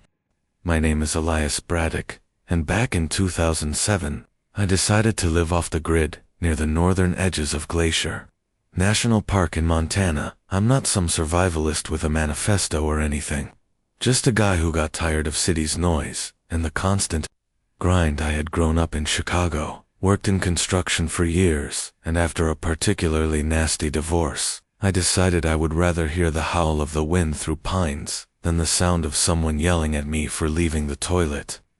Seat up life out here isn't easy, but it's mine. I built my own cabin about 5 miles from the nearest dirt road. No electricity, no running water, just a wood-burning stove, a solar panel for charging my old flip phone, and a small radio that picks up maybe 3 stations. On a good day, the nearest town, a blink-and-you-miss-it place called White Ridge, is about 20 meters away. I make the trip there once every 2 weeks for supplies. The folks there keep to themselves, which suits me fine. I'm not here to make friends on the Morning it happened. I just finished splitting some firewood. My hands were sore, my shoulders ached, but it was a good kind of tired, the kind that makes you feel like you've earned your dinner. I was about to head inside and fry up some trout I would caught the day before when I heard a car engine. That was odd. Nobody comes out this way. Unless they're lost or they've got a reason, and neither option boded well. I wiped the sweat off my face with my sleeve, and walked out to the clearing where my cabin stood. A beat-up blue Chevy truck was crawling up the ridded trail toward me. It stopped about 50 yards away, and 2 men got out. The first was tall and wiry with long greasy hair tied back in a ponytail. He wore a faded leather jacket and jeans that looked like they'd been dragged behind a horse. The second guy was shorter, but built like a brick wall with a neck thicker than my forearm and tattoos running up both arms. Afternoon, I called out, keeping my tone friendly but cautious. I would seen enough crime shows to know these guys didn't look like hikers or bird watchers. The tall one grinned, showing a mouthful of crooked teeth. "Howdy, you Elias Braddock." My stomach tightened. "Who's asking?" "Just a couple of fellas looking for a little help," he said, his voice oily enough to slick a frying pan. "Name's Donnie. This here's my buddy." Rick nodded, but didn't say anything. His eyes, or the set of them in general, were locked on me like a predator, sizing up a deer. "What kind of help?" I asked, not moving from where I stood. "Truck's acting up," Donnie said, jerking a thumb back at the Chevy. "Think you could take a look, I heard. You're good with your hands." "Who told you that?" I asked, my voice sharpening just a bit. Donnie's grin widened. "Small town, small talk word gets around." I didn't like this, not one bit. "Sorry, can't help you." I said, "I'm not a mechanic." "Aw, come on," Donnie said, taking a step closer. "Be neighborly. Ain't that what folks out here pride themselves on?" "Like I said, I can't help you," I repeated, my tone firm now. "You're better off heading back to town." That was when Rick spoke for the first time. His voice was deep and rough, like gravel grinding in a cement mixer. "We ain't going back to town," the way he said it sent a chill down my spine. I glanced at the truck and noticed for the first time the tarp covering something in the bed. It wasn't flat. Whatever was under there had shape and volume, and it wasn't firewood. I took a step back toward my cabin, keeping my hands at my sides and my voice steady. "You boys have a good day now." Donnie laughed, a harsh barking sound. "Now hold on there, Elias. We drove all this way. Least you can do is be hospitable." Rick reached into his jacket and pulled out a knife. Not a pocket knife or a hunting blade, a full-on combat knife, the kind you see in war movies. My heart started pounding, but I forced myself to stay calm. "What do you want?" I asked, my voice low. "Just a little hospitality," Donnie said again, though. Now his grin was gone. His face was hard, his tone menacing. "If you're here to rob me, you're wasting your time," I said. "I have got nothing worth stealing." "Oh, we ain't here to rob you," Donnie said, taking another step closer. "But you've got something we need." "And what's that?" I asked, already knowing I was not going to like the answer. Donnie's grin returned, more sinister this time. "A place to lie low, and someone to keep their mouth shut." I glanced at the tarp-covered bed of their truck. Again my gut twisted. I had a pretty good idea what was under there, and it was not something I wanted to see. "Look, I'm just a guy living out here," I said. "I don't want any trouble." "Good," Donnie said. "Then this will be easy." Rick moved fast for a guy his size, closing the distance between us in a few long strides. I barely had time to react before he swung the knife at me. I ducked, the blade slicing through the air where my head had been a second earlier. I stumbled back, tripping over a log and landing hard on my ass. "Rick," Donnie barked. Not yet. Rick froze, the knife still in his hand. His eyes, or just the presence of them, fixed on me like a hawk watching a rabbit. I scrambled to my feet, my heart pounding in my chest. "You don't want to do this," I said, trying to keep my voice steady. "You kill me, someone's going to come looking. They'll find you." Donnie laughed again. "You've been out here too long, Elias. Nobody's coming. Nobody cares." He was right, and I hated that he was right. Out here, it could be weeks before anyone noticed I was gone, and even longer before they found me. "If they found me, get inside," Donnie said, motioning toward the cabin with his head. "Why?" I asked, stalling for time. because if you do not, Rick's going to get impatient, and you do not want to see what he does when he gets impatient. Donnie said, his grin vanishing completely. I considered my options. Running was out, they'd catch me before I made it 10 steps. Fighting was a bad idea to Rick, was built like a tank, and Donnie probably had a weapon of his own tucked away somewhere. That left compliance, at least for now. I could play along, wait for an opening, and pray it came before things got worse.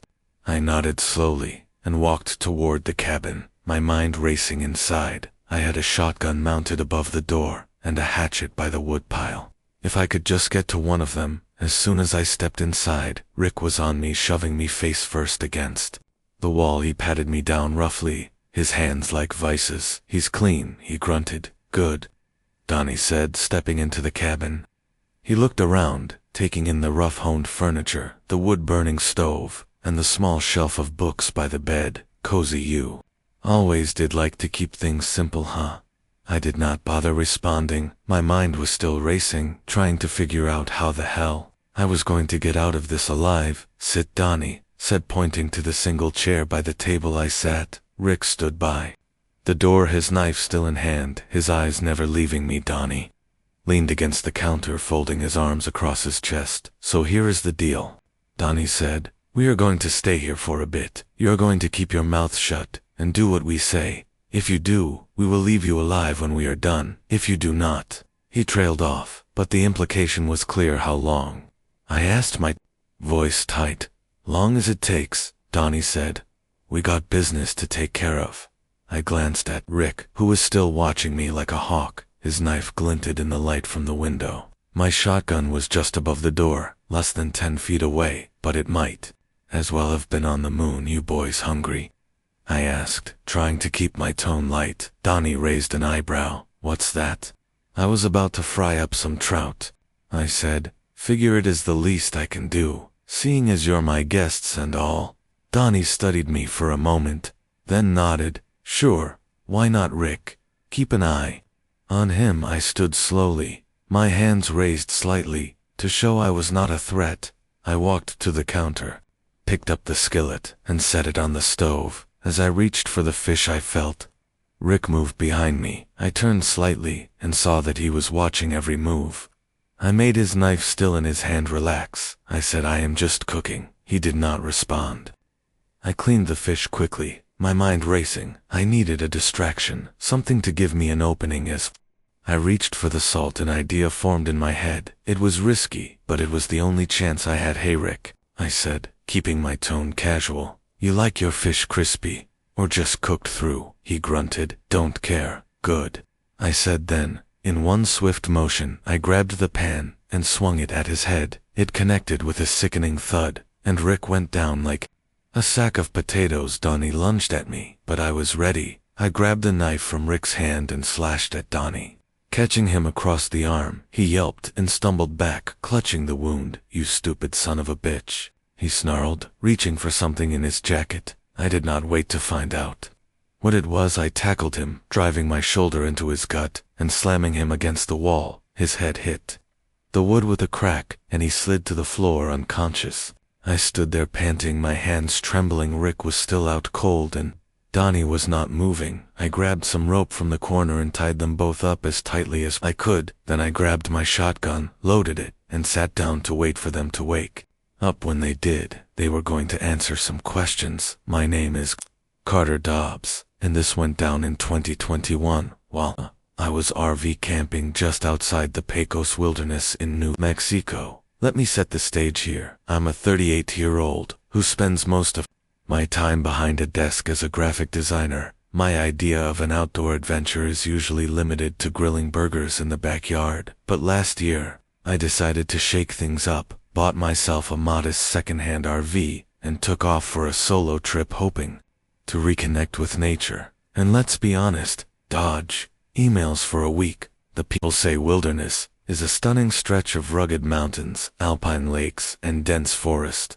I parked my RV in a secluded campsite off a dirt road that didn't even have a name on Google Maps. The only other person I would seen that day was a bearded guy in a beat-up Jeep Wrangler who waved as he passed by. It was peaceful, almost unnervingly so, and I was looking forward to unwinding with a couple of beers and a campfire that night, after grilling some sausages and indulging in my terrible harmonica skills. I crawled into the RV's bed. The quiet was overwhelming at first, but exhaustion eventually dragged me. Under around 2 o'clock a.m. though, I woke up to a muffled noise at first.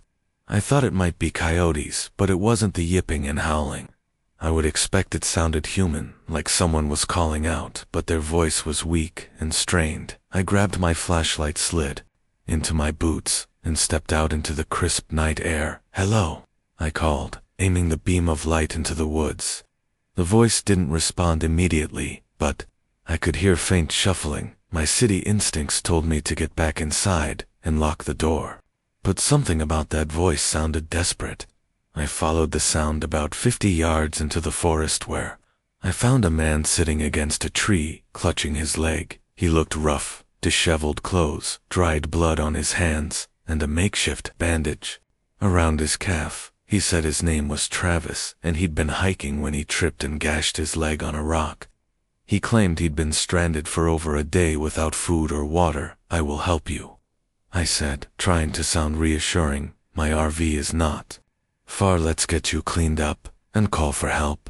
He hesitated, eyes darting around like he was expecting something to jump out of the shadows. "We need to move now," he whispered, his voice trembling. "What are you talking about?"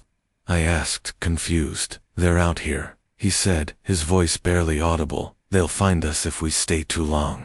I should have pressed him for more details, but the urgency in his voice got to me. I helped him to his feet, and we hobbled back toward my RV.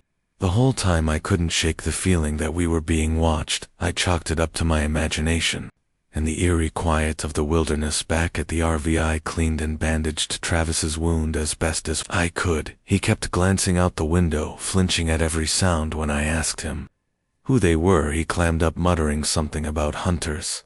I figured he was delirious from dehydration and pain. That assumption didn't last long. Around 4 o'clock a.m., the RV's motion sensor light flicked on. I froze, listening intently. A faint crunching sound came from outside, like someone stepping on gravel. Travis's eyes went wide, and he motioned for me to stay quiet. I grabbed the biggest thing I could find for protection, a rusty tire iron from the RV's toolkit. The motion light flickered off, plunging us back into darkness. My heart pounded as I strained to hear anything over my own breathing. Then a loud bang rattled the RV. Someone had slammed their hand against the door. "Open up," a gruff voice demanded. "We know he's in there." Travis shook his head frantically, mouthing, "Don't." I wasn't about to open the door for strangers in the middle of the night, especially not ones who sounded like they'd been gargling nails. "Get lost," I shouted, trying to sound braver than I felt. The voice outside laughed low and menacing. "Wrong answer, friend." The next thing I knew, the RV's window shattered. A hand reached through, fumbling for the lock without thinking. I swung the tire iron and heard a satisfying crack as it connected. The hand withdrew, and there was a muffled curse. Travis grabbed my arm and whispered, "We need to run now." "Run where?" I hissed. "We're in the middle of nowhere. Better than staying here," he said, already moving toward the door. I didn't have time to argue. We slipped out the back using the RV as cover and darted into the woods. The cold air bit at my face, and the uneven ground made every step a challenge behind us. I could hear voices shouting and the crunch of boots on dry leaves. We stumbled through the forest, guided only by moonlight and desperation. Travis's injuries slowed us down, but he insisted we keep moving. "They're not just hunters," he said between labored breaths. "They're collectors." "Collectors of what?" I asked, though I wasn't sure I wanted to know. He didn't answer, but his grim expression spoke volumes. After what felt like hours, we came across a dilapidated cabin. It looked abandoned, but at that point, any shelter was better than none. We slipped inside and bolted the door with a rusty metal bar. The interior was sparse: a rotting table, a couple of broken chairs, and a wood burning stove that hadn't seen use in years. Travis collapsed onto the floor, clutching his leg. "We can't stay here long," he said. "They'll track us." I wanted to ask him how he knew so much about these people, but before The sound of an engine broke the silence. Headlights cut through the darkness outside, sweeping across the trees. Like searchlights, I peeked through a crack in the wall and saw a pickup truck idling just beyond the clearing. 3 figures got out, each carrying something that glinted in the moonlight. Rifles. "They're here," I whispered. Travis pulled a hunting knife from his boot and handed it to me. "If they get inside, use this. Don't hesitate." I swallowed hard, gripping the knife like it was my lifeline. The men outside were talking, their voices too low to make out. Then one of them shouted, "Come on out, we just want to talk." "Yeah, sure." They did. The doorknob rattled, followed by a heavy thud, as someone kicked the door. The wood groaned, but held firm. I positioned myself near the door, ready to strike if they got through. My hands were slick with sweat, and my heart felt like it was trying to escape my chest. The men circled the cabin, tapping on the walls and windows. One of them laughed and said, "You can't hide forever." Suddenly a Molotov cocktail smashed against the side of the cabin, and flames licked up the wall. Smoke filled the room, and Travis cursed under his breath. "We have to move," he said, coughing. With no other choice, we kicked open the back door and ran. The men shouted, their footsteps pounding after us. I have never run so fast in my life, adrenaline overriding every ache and protest from my body. We burst into another clearing, and that's when I saw it. A makeshift campsite with tarps, coolers, and boats. At least 5, maybe 6 laid out on the ground, their lifeless faces illuminated by the moonlight. Some were missing limbs, others had deep gashes across their torsos. Flies buzzed around the carnage, the smell of death hitting me like a punch to the gut. Travis froze, his face pale. "This is what they do," he said, his voice hollow. "They hunt people, take trophies before I could respond." A gunshot rang out, and Travis crumpled to the ground. I dropped beside him, blood pooling beneath his chest. He gasped, trying to say something, but the words never came. The men were closing in, their flashlights cutting through the darkness. I grabbed the knife Travis had given me and backed away, my mind racing. My only chance was to lose them. In the forest I ran, zigzagging through the trees to make myself a harder target. My lungs burned, and every muscle screamed in protest, but I didn't stop. Eventually, the voices faded, and I collapsed behind a fallen log, struggling to catch my breath. When the sun rose, I made my way back to the RV, half expecting it to be gone. It was still there, though the interior was trashed. I grabbed my phone and called the police, keeping an eye on the treeline. The whole time the authorities found the campsite and confirmed everything: the bodies, the carnage, the horror. They even caught one of the men, a local named Dale Whitmer, who had a history of violence and a penchant for hunting trips that didn't involve animals. The other 2, they vanished into the wilderness, leaving behind nothing but footprints and unanswered questions. I left New Mexico that same day, driving until my hands ached from gripping the wheel. As for the RV, I sold it a week later. Some adventures aren't worth the risk. My name is Emery Flint, and in 2012 I was working search and rescue out of Bridger, Titan National Forest in Wyoming. I had just wrapped up a decade-long stint in the Marines, and thought this gig would be a good way to ease back into civilian life. Turns out I traded one battlefield for another, this time with nature. I have always liked the woods, though there's a stillness to them that can put you at ease, or set your nerves on fire depending on the day. It was late October when the call came. In a pair of hikers, mid-30s, reported overdue by 2 days. Their car was still parked at the trailhead near Granite Canyon. The weather had been decent, but cold, and I figured they might have gotten lost or turned around in the maze of trails up there. Standard stuff. I grabbed my pack, my radio, and my Glock 19, a habit left over from my military days.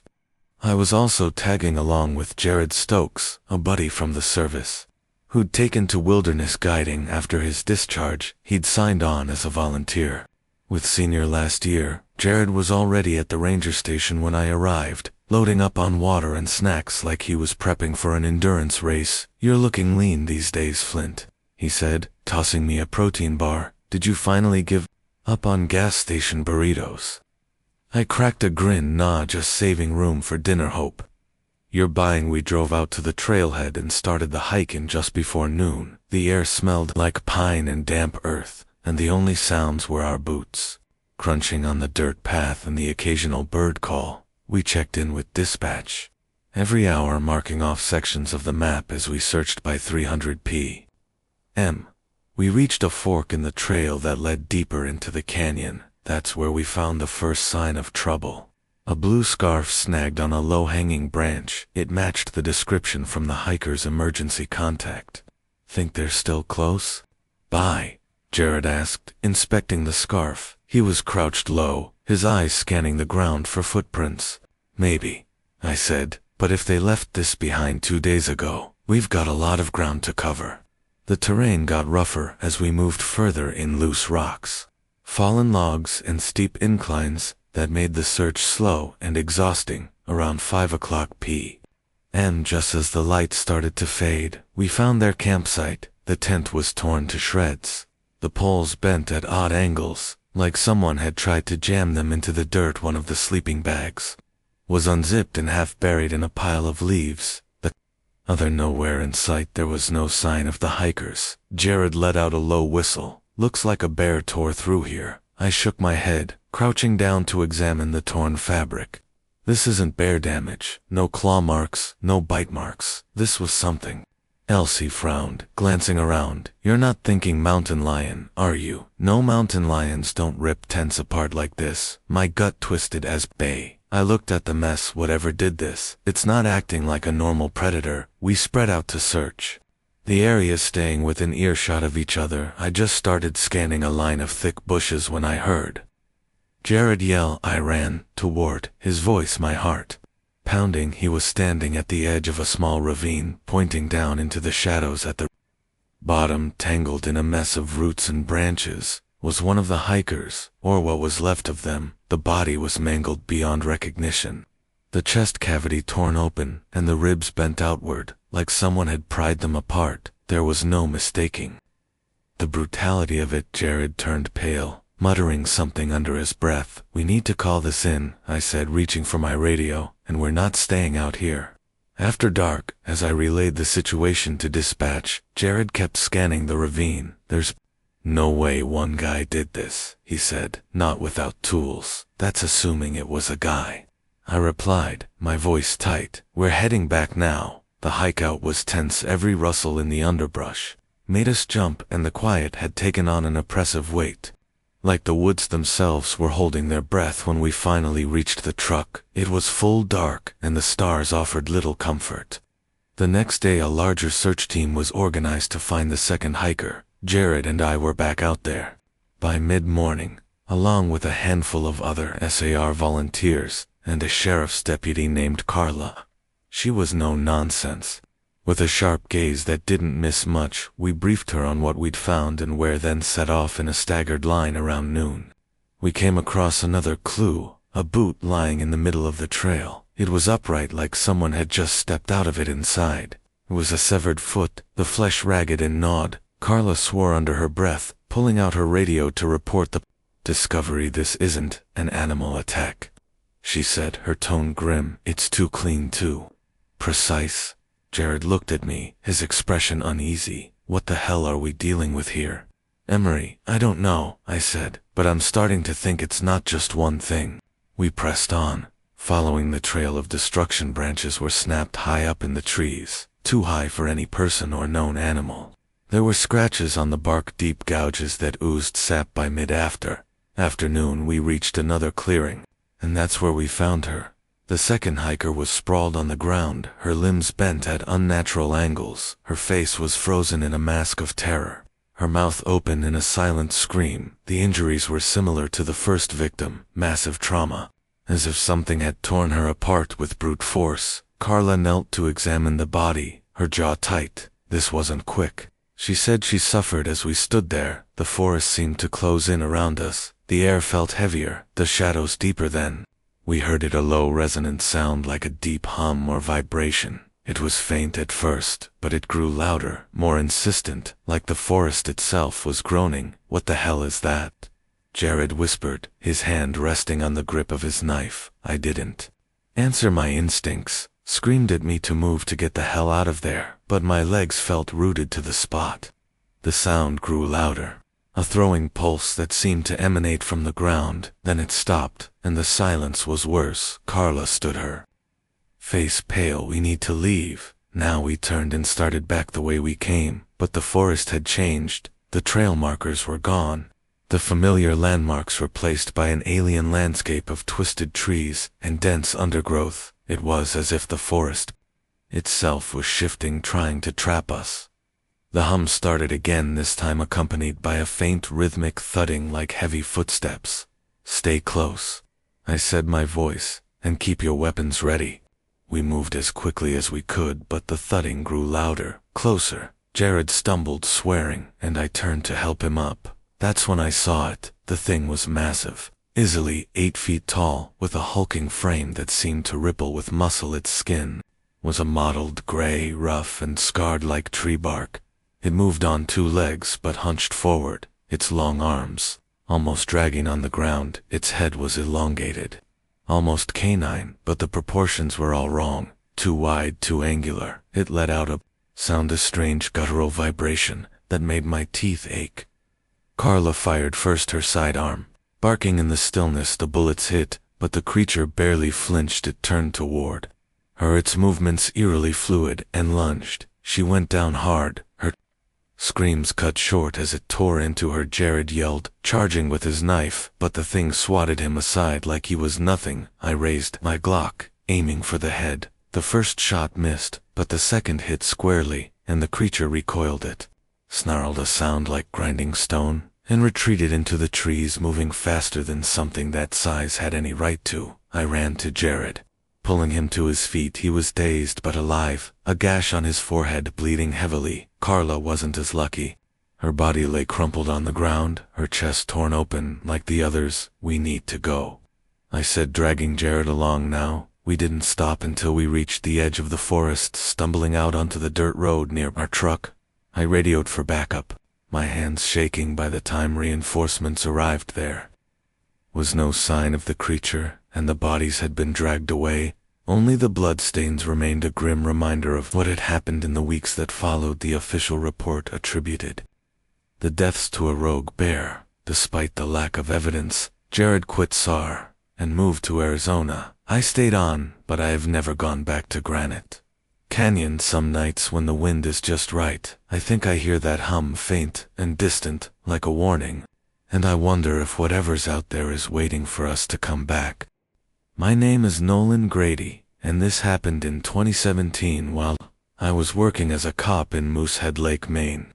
I would been with the department for about 6 years at that point. Moosehead is a quiet place, the kind of town where everyone knows everyone, or so I thought. People come here to fish, hike, and escape the noise of city life. But let me tell you, some people bring their noise with them.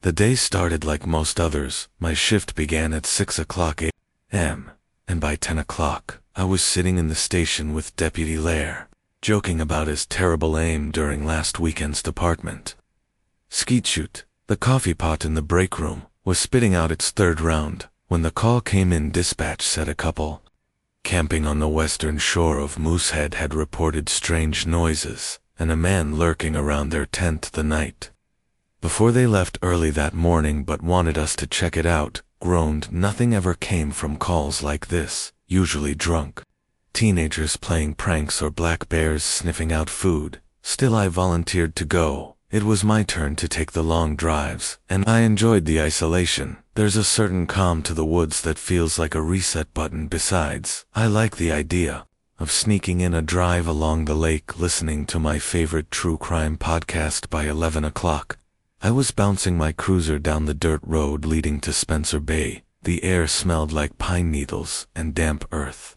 You could hear the wind rustling through the trees, a sound that usually put me at ease. I parked by a narrow trailhead leading to the campsite and grabbed my radio. I decided to go in on foot. The cruiser would not make it far on the uneven path. The trail stretched for about a mile, winding through dense forest. As I walked, I kept an eye out for anything unusual. The ground was littered with dead leaves, and branches creaked overhead. It was quiet. Too quiet, I figured. I was psyching myself out, but something about the stillness felt off. The kind of off you do not ignore. When I reached the campsite, I immediately saw what the couple must have been worried about. The tent was still there, half collapsed with its guidelines dangling like torn cobwebs around it. The ground was scuffed up, and there were deep boots leading into the woods, no signs of wildlife or claw marks, which ruled out the usual suspects. I scanned the area and found a plastic cooler tipped on its side. Its contents scattered. A loaf of bread was ripped open, but nothing else had been touched, not even the chocolate bars that ruled out. Bears again, I radioed in to let know what I had found so far, but he dismissed it as some drunk wandering through the woods. Still, my gut told me to look around a bit more. A good cop listens to his gut. I followed the boot prints away from the campsite deeper into the forest.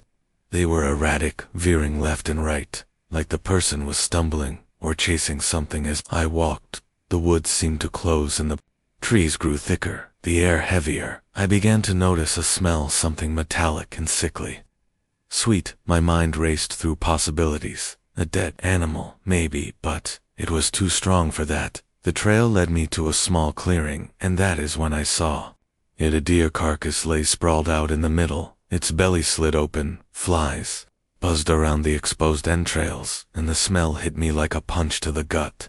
What made my stomach churn, though, was not the deer. It was the fact that its antlers had been sawed off cleanly, and the legs were arranged in some kind of pattern, pointing outward like the hands of a clock. I crouched down, trying to make sense of it. There were no tracks near the deer, other than the same boot prints I had been following. The person who did this was deliberate. The pattern, it was not random. I took out my phone to snap a picture, but as soon as I raised it, I heard a twig snap behind me. I spun around, hand on my holster. Nothing, just trees and shadows. Then faintly the sound of footsteps crunching leaves. Whoever it was, they were moving away. I followed, moving as quietly as I could. The trail of boot prints reappeared, and this time they led to a rocky outcrop. The footsteps stopped abruptly. I stood there for a moment, scanning the area. That is when I noticed the cave. It was partially hidden by undergrowth, but the dark opening was unmistakable against my better judgment. I radioed in again, telling my location. He laughed and told me not to get eaten by a bear. I told him to stop being an ass and to stay by the radio, in case I needed backup. I drew my flashlight and stepped inside the cave. Smelled worse than the clearing. The metallic temps was overwhelming, and the beam of my flashlight picked up streaks on the walls that looked as suspiciously like blood. About 10 feet in, I found something that made my heart race. A row of antlers, maybe a dozen, lined the wall like trophies. Beneath them there were jars filled with I do not know what, something gray and lumpy, suspended in liquid. The lids were rusted and the glass was smeared, but I did not want to get close enough to investigate further. And then I heard breathing, not mine, slow labored breathing coming from deeper inside the cave. My flashlight shook in my hand as I turned toward the sound. A figure stood just beyond the edge of the light, tall, broad-shouldered, dressed in filthy overalls. His face was obscured by a hood, but I could see his hands calloused and streaked with dried blood. He did not move, and neither did I. For a moment it was a standoff, each of us waiting for the other to make the first move. When he finally stepped forward, I saw the knife, long, curved, and stained dark. He raised it slowly, deliberately, and that was all I needed. I shouted for him to drop it, but he lunged. I barely had time to draw my sidearm before he was on me. We grappled, the knife slicing through my sleeve as I twisted to avoid a deeper cut. His strength was unbelievable. He smelled like sweat and decay, and his grip was like a vice. I managed to shove him back and fire a shot.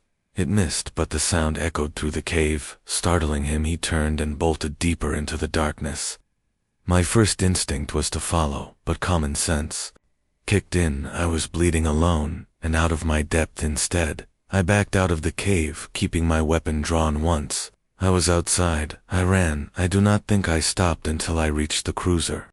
Lair thought I was joking when I called it in. He drove out to meet me, still smirking, but that smirk disappeared when he saw the blood on my sleeve and the panic in my eyes. We called for backup, and soon the area was swarming with officers and State troopers. They searched the cave and the surrounding woods, but found no sign of the man. The antlers and jars were gone too, as if he had packed up and vanished into thin air. What they did find were more carvings. A tree near the cave entrance had symbols etched into the bark. One of the troopers thought they looked like runes, but no one could make sense of them. As for the deer carcass, it was gone. By the time we got back to the clearing, only the bloodstains remained soaking into the dirt, like the forest was trying to erase what had happened. We never caught him. A few weeks later, hikers found a second cave on the other side of the lake. Inside were more jars, more antlers, and what appeared to be human bones. The medical examiner confirmed they belonged to at least 2 people, but their identities remain a mystery. Locals started whispering about a hunter, a man who stalks the woods, taking trophies from animals and people alike. Some think he is still out there moving from one wilderness to the next, always staying one step ahead of the law. I transferred to another department the following year. Moose had lost its charm for me after that day, but sometimes when I hear the wind in the trees, I think about him, about how close I came, and about what he might be doing now. My name is Alan Pro, and this all went down back in 1994 at the base of the Sawtooth Wilderness in Idaho. I had been working as a fire lookout for about 6 months at that point, mainly because I wanted to get away from people. Nothing dramatic. I just hated small talk and loved the quiet growing up in Boise. I never had much of a knack for socializing. I always joked that if I could hold a conversation half as well as I could chop wood, I would be the governor by now, but life had other plans, and none of them included me becoming a politician. The job was straightforward. Sit in a tower, scan the horizon for smoke, and report anything suspicious. The pay was lousy, but it covered my gas and groceries when I made the occasional trip into Stanley. My closest neighbor was a guy named Marcus, another fire lookout stationed about 15 miles away. We'd talk on the radio sometimes, mostly trading bad jokes and tips for staying sane. Marcus had this laugh that could have scared off a grizzly. Short barking bursts, like he'd just been jabbed in the ribs. "That's why I work alone," he said once, laughing so hard he snorted. "You'd hate me in person." Alan, it was a quiet job until it wasn't. The day started like any other. I was up in my tower by 6:30 a.m., coffee in hand, binoculars dangling from my neck. The sawtooths stretched out in every direction, jagged peaks cutting into a sky so blue it hurt to look at it too long.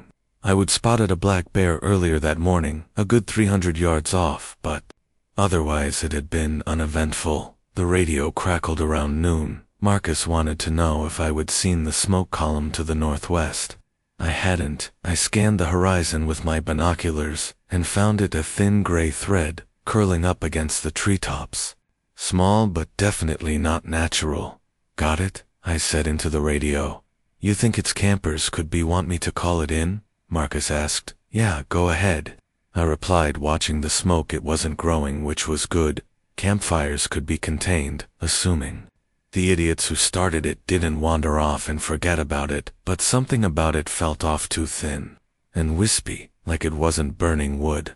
I decided to check it out myself. The track took longer than I expected. The terrain was rugged, all jagged rocks and tangled underbrush. My boots weren't exactly new, and by the time I got within a 4 mile of the smoke, I could feel every pebble pressing against my soles. The forest was quieter than usual too. No bird song, no wind, just the crunch of my boots and my own breathing. When I got close enough to see the source of the smoke, my stomach dropped. It wasn't a campfire. It was a car, a beat-up dark green station wagon, half hidden under a canopy of branches, its hood crumpled against a tree. The smoke was coming from the engine, which was hissing like an angry cat. The driver's door hung open. There was no sign of anyone. I circled the vehicle, calling out as I went, "Hello, anyone there?" No answer. The car looked like it had been there for days. Pine needles had collected on the windshield and the tires had sunk slightly into the soft dirt. The inside was a mess. Empty soda cans, fast food wrappers, a stuffed animal with one of its button eyes dangling by a thread. The back seat was splattered with something. My first thought was soda, but it was too dark, too sticky looking then. I found the notebook. It was lying on the ground a few feet from the car, its pages half buried in dirt. The cover was blue and peeling at the corners. I flipped it open, expecting to find shopping lists or doodles, but the first page stopped me cold. Written in shaky, uneven letters were the words "he knows." I turned the page. More writing, frantic scrolled lines, almost illegible in places. "He's been following us for days. Every time we stop, he's there watching. I don't know what he wants. Please, if you find this, call the police. Tell them." The writing trailed off into a long, jagged streak, as if the pen had been ripped from the writer's hand. The next page was blank. So were the rest. I stood there for a moment, clutching the notebook, trying to process what I just read. A faint sound broke my concentration. A twig snapping somewhere behind me. I turned so fast I nearly lost my balance. Nothing, just trees and shadows. "Hello?" I called again, louder this time. My voice sounded small, swallowed up by the forest. Another sound closer now, a rustling like something moving through the underbrush. I scanned the trees, heart hammering in my chest. Then I saw him. He was standing about 30 feet away, partially obscured by a tree, tall, wiry, dressed in clothes that looked like they'd been dragged through mud, and worse. His face was gaunt, his hair matted. He was holding something in his right hand, a knife. A big one, the kind you see in those survival shows where the host always ends up drinking his own piss. "Hey," I said, raising my hands. "I don't want any trouble." He didn't respond, just stared at me, his chest rising and falling, like he'd just run a marathon. Then he started walking toward me, not running, not lunging, just walking, like he had all the time in the world. "Stop," I said, my voice sharper now. He didn't stop. I backed away, keeping my eyes on him, my pulse pounding so hard I thought I might pass out. My hand went to the radio clipped to my belt. "Marcus," I said, trying to keep my voice steady. "You there, Static?" "Marcus," I tried again. "This is Alan. I'm northwest of the tower, about a mile out. I need the." Man broke into a sprint. I ran like my life depended on it, which it did. The underbrush clawed at my legs and branches whipped against my face. I tripped once, falling hard enough to knock the wind out of me, but I scrambled back up and kept going. I could hear him behind me, his footsteps crunching through the forest, gaining on me. My tower came into view just as I thought my legs were about to give out. I bolted up the stairs, taking them 2 at a time, and slammed the door shut behind me. The lock was flimsy, but it was better than nothing. I grabbed the flare gun from the emergency kit and aimed it at the door, my hands shaking so badly I almost dropped it. Seconds passed. Then a minute, nothing. The only sound was my own ragged breathing.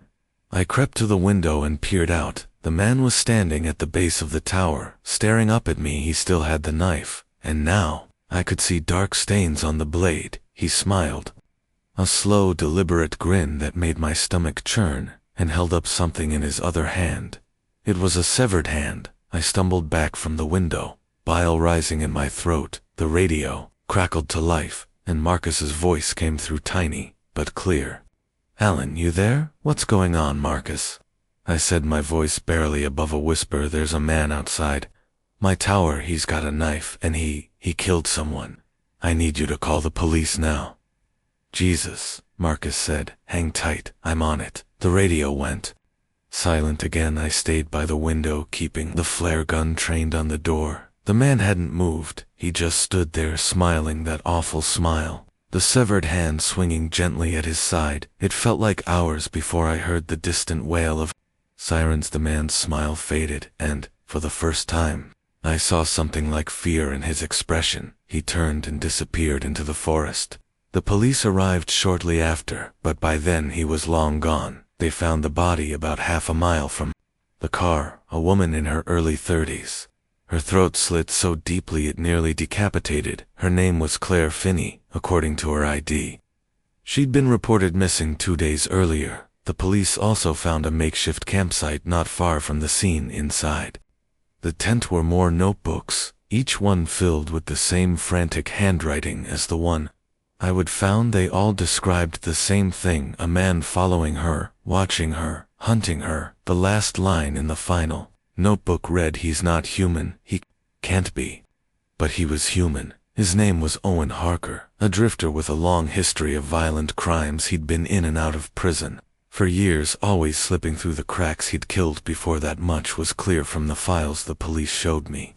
And he'd probably kill again if they did not catch him. I quit the job the next day. Marcus told me not to feel bad about it. Hell man, I would quit too. He said, his laugh quieter than usual. I never went back to the Sawtooths, never even went camping again. They found Owen Harker's campsite a week later. Among the scattered belongings were more trophies, bones, teeth, a wallet with Claire's photos still inside, but they never found Owen, and they never found me camping in the woods again either.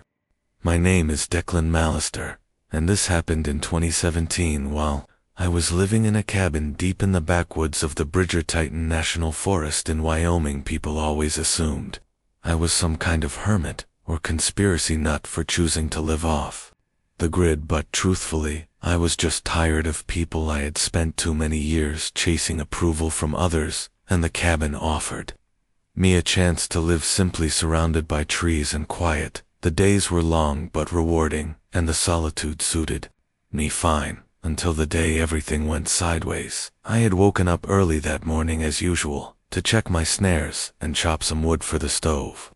The weather was clear, and the snow that blanketed the ground overnight had turned the forest into a postcard-worthy scene. By noon I was sitting on the porch eating a bowl of rabbit stew, when I heard it, a faint metallic clanging sound coming from the direction of the old logging road about a mile west of my cabin. Now, I'm not the curious type, but this sound was unusual. I hadn't seen another person in months, and the last time I did it was a lost hiker who had wandered too far off the main trail. I figured it was probably someone with car trouble, or maybe a snowmobiler, so I grabbed my jacket, a flashlight, and the Winchester Model 70. I kept leaned by the door. It was mostly for bears though.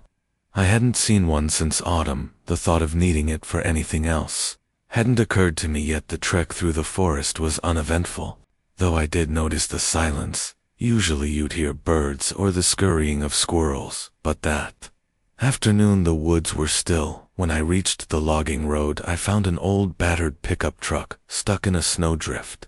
The truck looked out of place, its green paint rusted and flaking.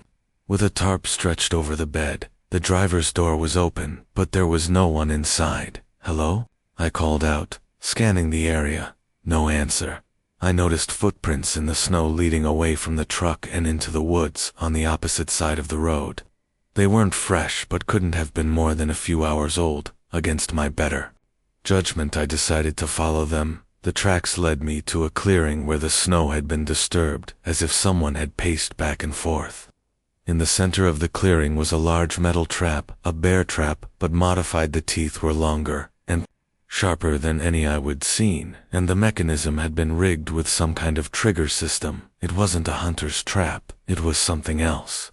Entirely nearby, I spotted a torn piece of cloth snagged on a branch. It was blood-stained. I should have turned back then and there, but instead, I followed the tracks farther into the woods. The feeling in my gut wasn't fear exactly. It was more like anger, like I was walking into something I didn't want to see, but knew I had to confront. After about a half-mile, the tracks ended at the mouth of a small cave. I could see faint smoke drifting out, the smell of burning pine mixed with something else, something rancid. My grip tightened on the rifle as I crept closer inside the cave.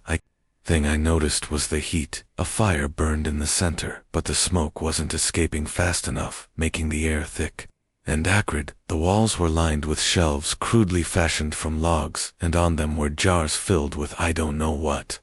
Preserved organs, pieces of animals. It was hard to tell, and I did not want to look too closely. What froze me in place, though, was the body on the floor. A man mid-force south, maybe with a salt and pepper beard and flannel shirt, lay sprawled on his back. His chest had been ripped open, ribs cracked outward like a grotesque flower. Whoever did it was precise, almost surgical in how they'd removed something. "You should not have come here."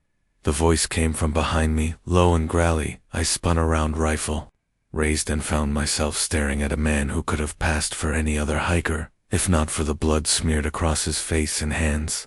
He was tall, wiry but muscular, with a gaunt face and a thick mop of unkempt hair. He held a hunting knife in one hand and what looked like a cattle prod in the other. "What the hell is this?" I demanded, gesturing at the scene behind me. The man tilted his head, as if confused by the question the forest provides.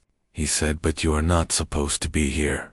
I did not wait for him to make the first move. I fired a warning shot into the ground at his feet, hoping to scare him off. Instead, he lunged at me with the knife. I barely had time to sidestep, and the blade grazed my arm. The rifle was useless at close range, so I swung it like a club, hitting him in the ribs. He staggered but did not fall. "You should have stayed in your the cabin," he snarled, lunging again. This time I was ready. I blocked the knife with the barrel of the rifle, and used the stock to knock the cattle prod from his hand. The prod fell to the ground. Sparking faintly, he went for it, but I kicked it away, sending it skittering into the fire that was. When I saw my chance, I brought the butt of the rifle down on his wrist, making him drop the knife. Then I swung again, hitting him square in the jaw. He crumpled to the ground unconscious. I did not stick around to see if he would get back up. Grabbing his knife as a precaution, I bolted from the cave and ran back the way I came. Every sound in the forest felt amplified, and I kept glancing over my shoulder, half expecting him to be chasing me. By the time I reached my cabin, my lungs were burning and my heart felt like it would explode. I barricaded the door and loaded every round I had into the rifle. That night, I did not sleep. I sat in the dark listening for footsteps, for the sound of glass breaking, for anything, but the night passed without incident. At first light, I decided I could not stay. I packed what I could carry and left the rest hiking to the nearest ranger station, about 12 miles away. When I arrived, the rangers were skeptical of my story. They sent a team to investigate, but by the time they reached the cave, it was empty. The shelves, the jars, the body all gone. The only thing they found was the burned remains of the cattle prod in the fire pit. They told me the man I described sounded like a local recluse named Silas Granger, who had a reputation for poaching and setting illegal traps, but no one had seen him in years. They dismissed my account as exaggerated and told me to leave the forest business to them. I moved out of Wyoming the following week, leaving my cabin to rot. I never found out what happened to Silas, or why he had turned that cave into some kind of butcher's lair. Maybe it was better that way. All I know is that I will never set foot in those woods again. Some things are better left alone. The most chilling detail came later while reading through old news articles. I found reports of hikers and hunters going missing in the area. Over the years, most were never found, but the few remains that were discovered shared a grim similarity. The bodies had been mutilated, organs removed with surgical precision. Authorities attributed it to animal attacks. I had seen enough to know better. Silas Granger, if that was even his real name, was never apprehended. The rangers told me he was likely a drifter, someone who moved from place to place, leaving no trace. But the truth was, he had left plenty of traces. You just had to know where to look. I had worked as a sheriff's deputy in Tall Pine County, Arkansas for 6 years when I found myself driving out to check on a missing persons report. The dispatcher said it was a routine welfare check, but there was nothing routine about anything that happened after I arrived. My name is Neil Hart, and I have always figured myself for a decent cop. I'm not the type to spook easy. You do not last long in this job if you are still. I'm not ashamed to say that what happened that day left me with a lingering unease, and I'm not talking about ghosts or demons or anything like that. What I saw was flesh and blood, a thing that bled just like you or me. It was early November of 2016, and the trees were holding on to their last stubborn leaves. The air was damp, and a low mist hung over the pine forest. I was heading out to the edge of the county to a patch of deep woods that had more ticks than people. An elderly woman had called in about her neighbor, a man named Walter Simcoe, who had not been seen in over a week. Walter was a recluse, but it was unusual enough that he had not been by to fill his truck with water at her. Well, she said she'd walked over to his cabin but found the place locked up tight. Walter's place was a rough hewn log cabin set a few miles down an overgrown dirt track. It was the kind of place you could miss even if you were looking right at it. I parked my cruiser and stepped out, taking a moment to let my boots sink into the soft earth. The smell of wet pine and moss filled my nose. The cabin sat in a small clearing, and everything about it looked still too still. The generator sat silent next to the house, and the woodpile was untouched. I knocked on the door, calling out for Walter. Nothing. I walked the perimeter, shining my flashlight. Through the windows inside I saw plates stacked neatly in the sink, a chair tipped over near the fireplace, and a pile of books. Scattered across the floor, it looked like someone had left in a hurry, or something worse. The door was locked, but I did not feel great about leaving without checking further. A call to the sheriff got me. The green light to force entry. The cabin smelled like mildew and old wood, with a sour temps that set my stomach on edge. I stepped inside, keeping my hand on my holstered sidearm. A rifle leaned against the wall near the door, and a half-empty cup of coffee sat on the table, long gone cold. A journal lay open beside it, the last entry scrolled in tight, slanted handwriting. It's been watching the house for 3 nights. I'm going to check the trap line tomorrow. If you find this, don't come looking for me. The hairs on the back of my neck prickled. I walked through the cabin, finding no sign of Walter, but plenty of strange details. Deep scratches ran across the inside of the back door, as if an animal had tried to claw its way in the window above. The sink had been shattered, but the glass was on the outside, scattered across the porch in the bedroom. The bed was stripped of its blankets, and the floorboards beneath it were stained dark with something I did not care to guess at just yet. Outside, I found tracks leading into the woods. They were deep and erratic, like someone had been dragging something heavy. I radioed back to the station, letting them know I was heading into the forest. The dispatcher asked if I wanted backup, but I waved it off. I figured Walter had injured himself and gotten lost. If he was out there, I wanted to find him sooner rather than later. I grabbed my shotgun from the cruiser and followed the trail. The woods swallowed the daylight quickly. The tracks led deeper, winding through thickets of blackberry bushes and stands of towering pines. I moved, cautiously scanning the underbrush for any sign of movement. About half a mile in, I found the first real clue. A torn flannel shirt hung from a low branch, the fabric stiff with dried blood. Nearby, a rusty bear trap lay snapped shut, empty, but for a tuft of gray fur caught between its teeth. The trail here became harder to follow, but I kept at it, my boots crunching over twigs and dead leaves. I started finding other things too: a pocket knife with the blade bent backward, a scatter of shotgun shells unfired, but dented as if someone had tried to reload them in a panic. And then, just as I was beginning to wonder if I had wandered too far, I found the body, or what was left of it. Walter Simcoe lay slumped against a tree, his face frozen in a reach of terror. His chest was torn open, ribs gleaming wetly in the dim light. Something had mauled him, but it was not like any animal attack I had ever seen. The wounds were too precise, too deliberate, as if something had taken its time. His rifle was clutched in his hands, the barrel bent as if he had tried to use it as a club. Around him, the ground was churned up, and claw marks ran deep into the tree trunks. The forest was silent, unnaturally so. I radioed in the discovery, my voice low and tight as I spoke. I heard it, a faint sound like the snapping of a branch. I turned, shotgun raised, and caught a glimpse of something moving through the trees. It was big, moving fast and low to the ground.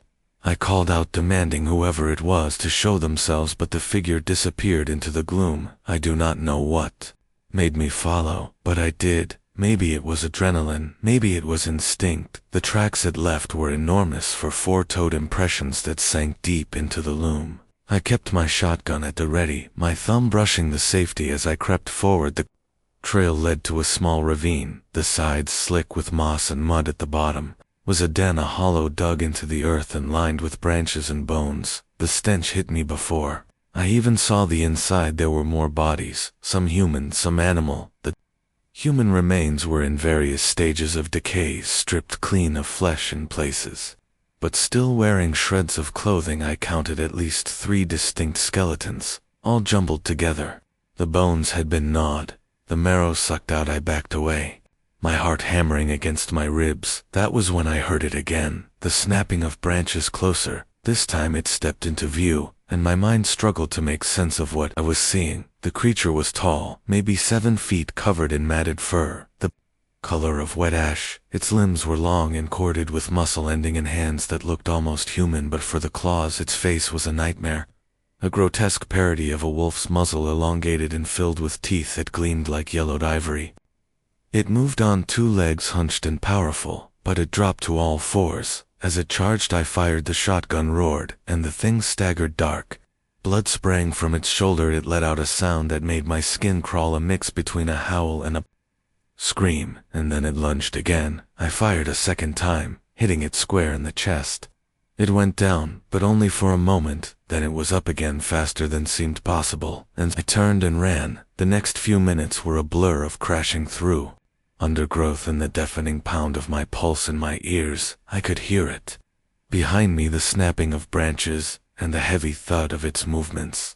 I stumbled into a clearing, my foot catching on a root, and went down hard. When I looked up, it was there, standing at the edge of the clearing, its breath steaming in the cold air. I do not know why it stopped. It stared at me for a long moment, its head cocked to one side, as if trying to decide what to do. Then it turned and loped back into the forest, disappearing into the shadows. I lay there, too stunned to move, until the sound of sirens broke through the silence. The backup I had waved off earlier had finally arrived. They found me sitting against a tree, shotgun across my lap. The den was still there, the bodies still inside, but the creature was gone. The blood trail I had left was faint, leading deeper into the woods, before vanishing altogether. The sheriff's department cordoned off the area, and a team of state investigators was called in, but they did not find anything more. The official report chalked it up to a bear attack, though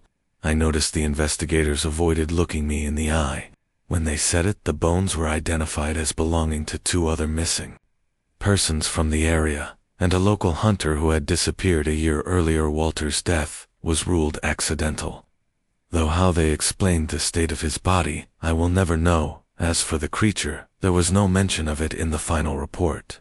I was told to keep my mouth shut, and I did. Mostly every so often someone goes missing in those woods, and I cannot help but think about that thing. I do not know if it is still out there, or if it ever left, but I know what I saw that day. They call it the Rougarou down in Louisiana, a kind of werewolf legend. Maybe that is what it was, or maybe it was something else entirely. All I know is that whatever it was real, and it was hungry. My name is Julian Wentworth, and in 2003, I took up a fire lookout post in the Flathead National Forest, deep in Montana. I had been a school teacher before this, burned out from grading essays and hearing kids tell me calculators could do my job. So I figured I would take some time away from people and their unending ability to disappoint. You know, enjoy some peace and quiet, read a few books and pretend the world was simpler than it actually was. Turns out the wilderness has its own ways of proving you wrong. The tower was about 15 miles from the nearest paved road, perched on a hilltop surrounded by dense pines and rocky outcrops. It was rustic. Just a small cabin with a wraparound deck, a propane stove, and a bed that creaked if you so much as looked at it. I had a radio for emergencies, a stack of mystery novels, and a pair of binoculars that made me feel like I was playing sniper in a low-budget war movie. The solitude was refreshing for the first week or 2, though I did start naming the squirrels outside my window. Out of sheer boredom, my favorite was Nut Job, who would scold me every morning as if he was my supervisor. It was mid-August, and the days were hot, the nights cool enough that you needed a sweater. That day started like any other: oatmeal for breakfast, a scan of the treetops for smoke, and a half-hearted attempt to fix the door latch that had been sticking for days. Around noon, I spotted movement on the trail below the tower through my binoculars. It was rare to see anyone out here, so I focused in, curious. A man was walking, carrying what looked like a duffel bag slung over one shoulder. He was lean, probably mid-30s, and moved like he had a purpose, fast and determined. I figured he was a hiker who had lost his way, or maybe a hunter, though hunting season had not started yet. Either way, I decided to meet him at the bottom of the stairs to see if he needed help. By the time I got down, he was standing there, sweating but oddly calm up close.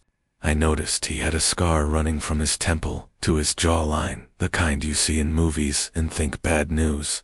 "You lost?" I asked, trying to keep it friendly. "No," he said simply, his voice flat. He shifted the bag on his shoulder and looked me up and down like he was sizing me up. "You alone up here?" Red flag number 1, I lied without hesitation. "Nah, my partner's just inside. We take turns watching for fires." He did not respond right away, just nodded slightly, as if considering whether or not he believed me. "You got a radio?" he asked finally. "Yeah," I said. "Why?" "You need to call for someone." He smiled then, but it was the kind of smile that makes your skin crawl. "Not yet," he said, and before I could react, he pulled a knife from the bag. I stumbled back instinctively, almost tripping on the stairs. "Whoa, hey, no need for that," I said, trying to keep my voice steady. My heart was hammering in my chest. "Get up the stairs," he said, pointing the knife at me now. I hesitated for half a second, debating whether I could make a run for it. He must have seen it in my face, because he stepped closer, brandishing the knife with more intent. "Do not make me chase you," he said, his tone sharp now. "All business." So I climbed, keeping my movements slow. He followed close enough that I could hear his breathing by the time we got to the cabin. I was sweating despite the cool breeze. I opened the door and stepped inside, hoping for some miracle that would get me out of this. My radio sat on the desk near the window, but there was no way I could reach it without him noticing. "Sit," he ordered, motioning to the chair by the desk. I obeyed, my mind racing. He set the duffel bag on the floor and unzipped it, pulling out what looked like duct tape and some zip ties. "Great, just great. You're going to tie yourself to that chair," he said, tossing the zip ties to me, "nice and snug, and do not get any ideas, or I will make sure you regret it." I did as he said, fumbling with the ties, my fingers trembling.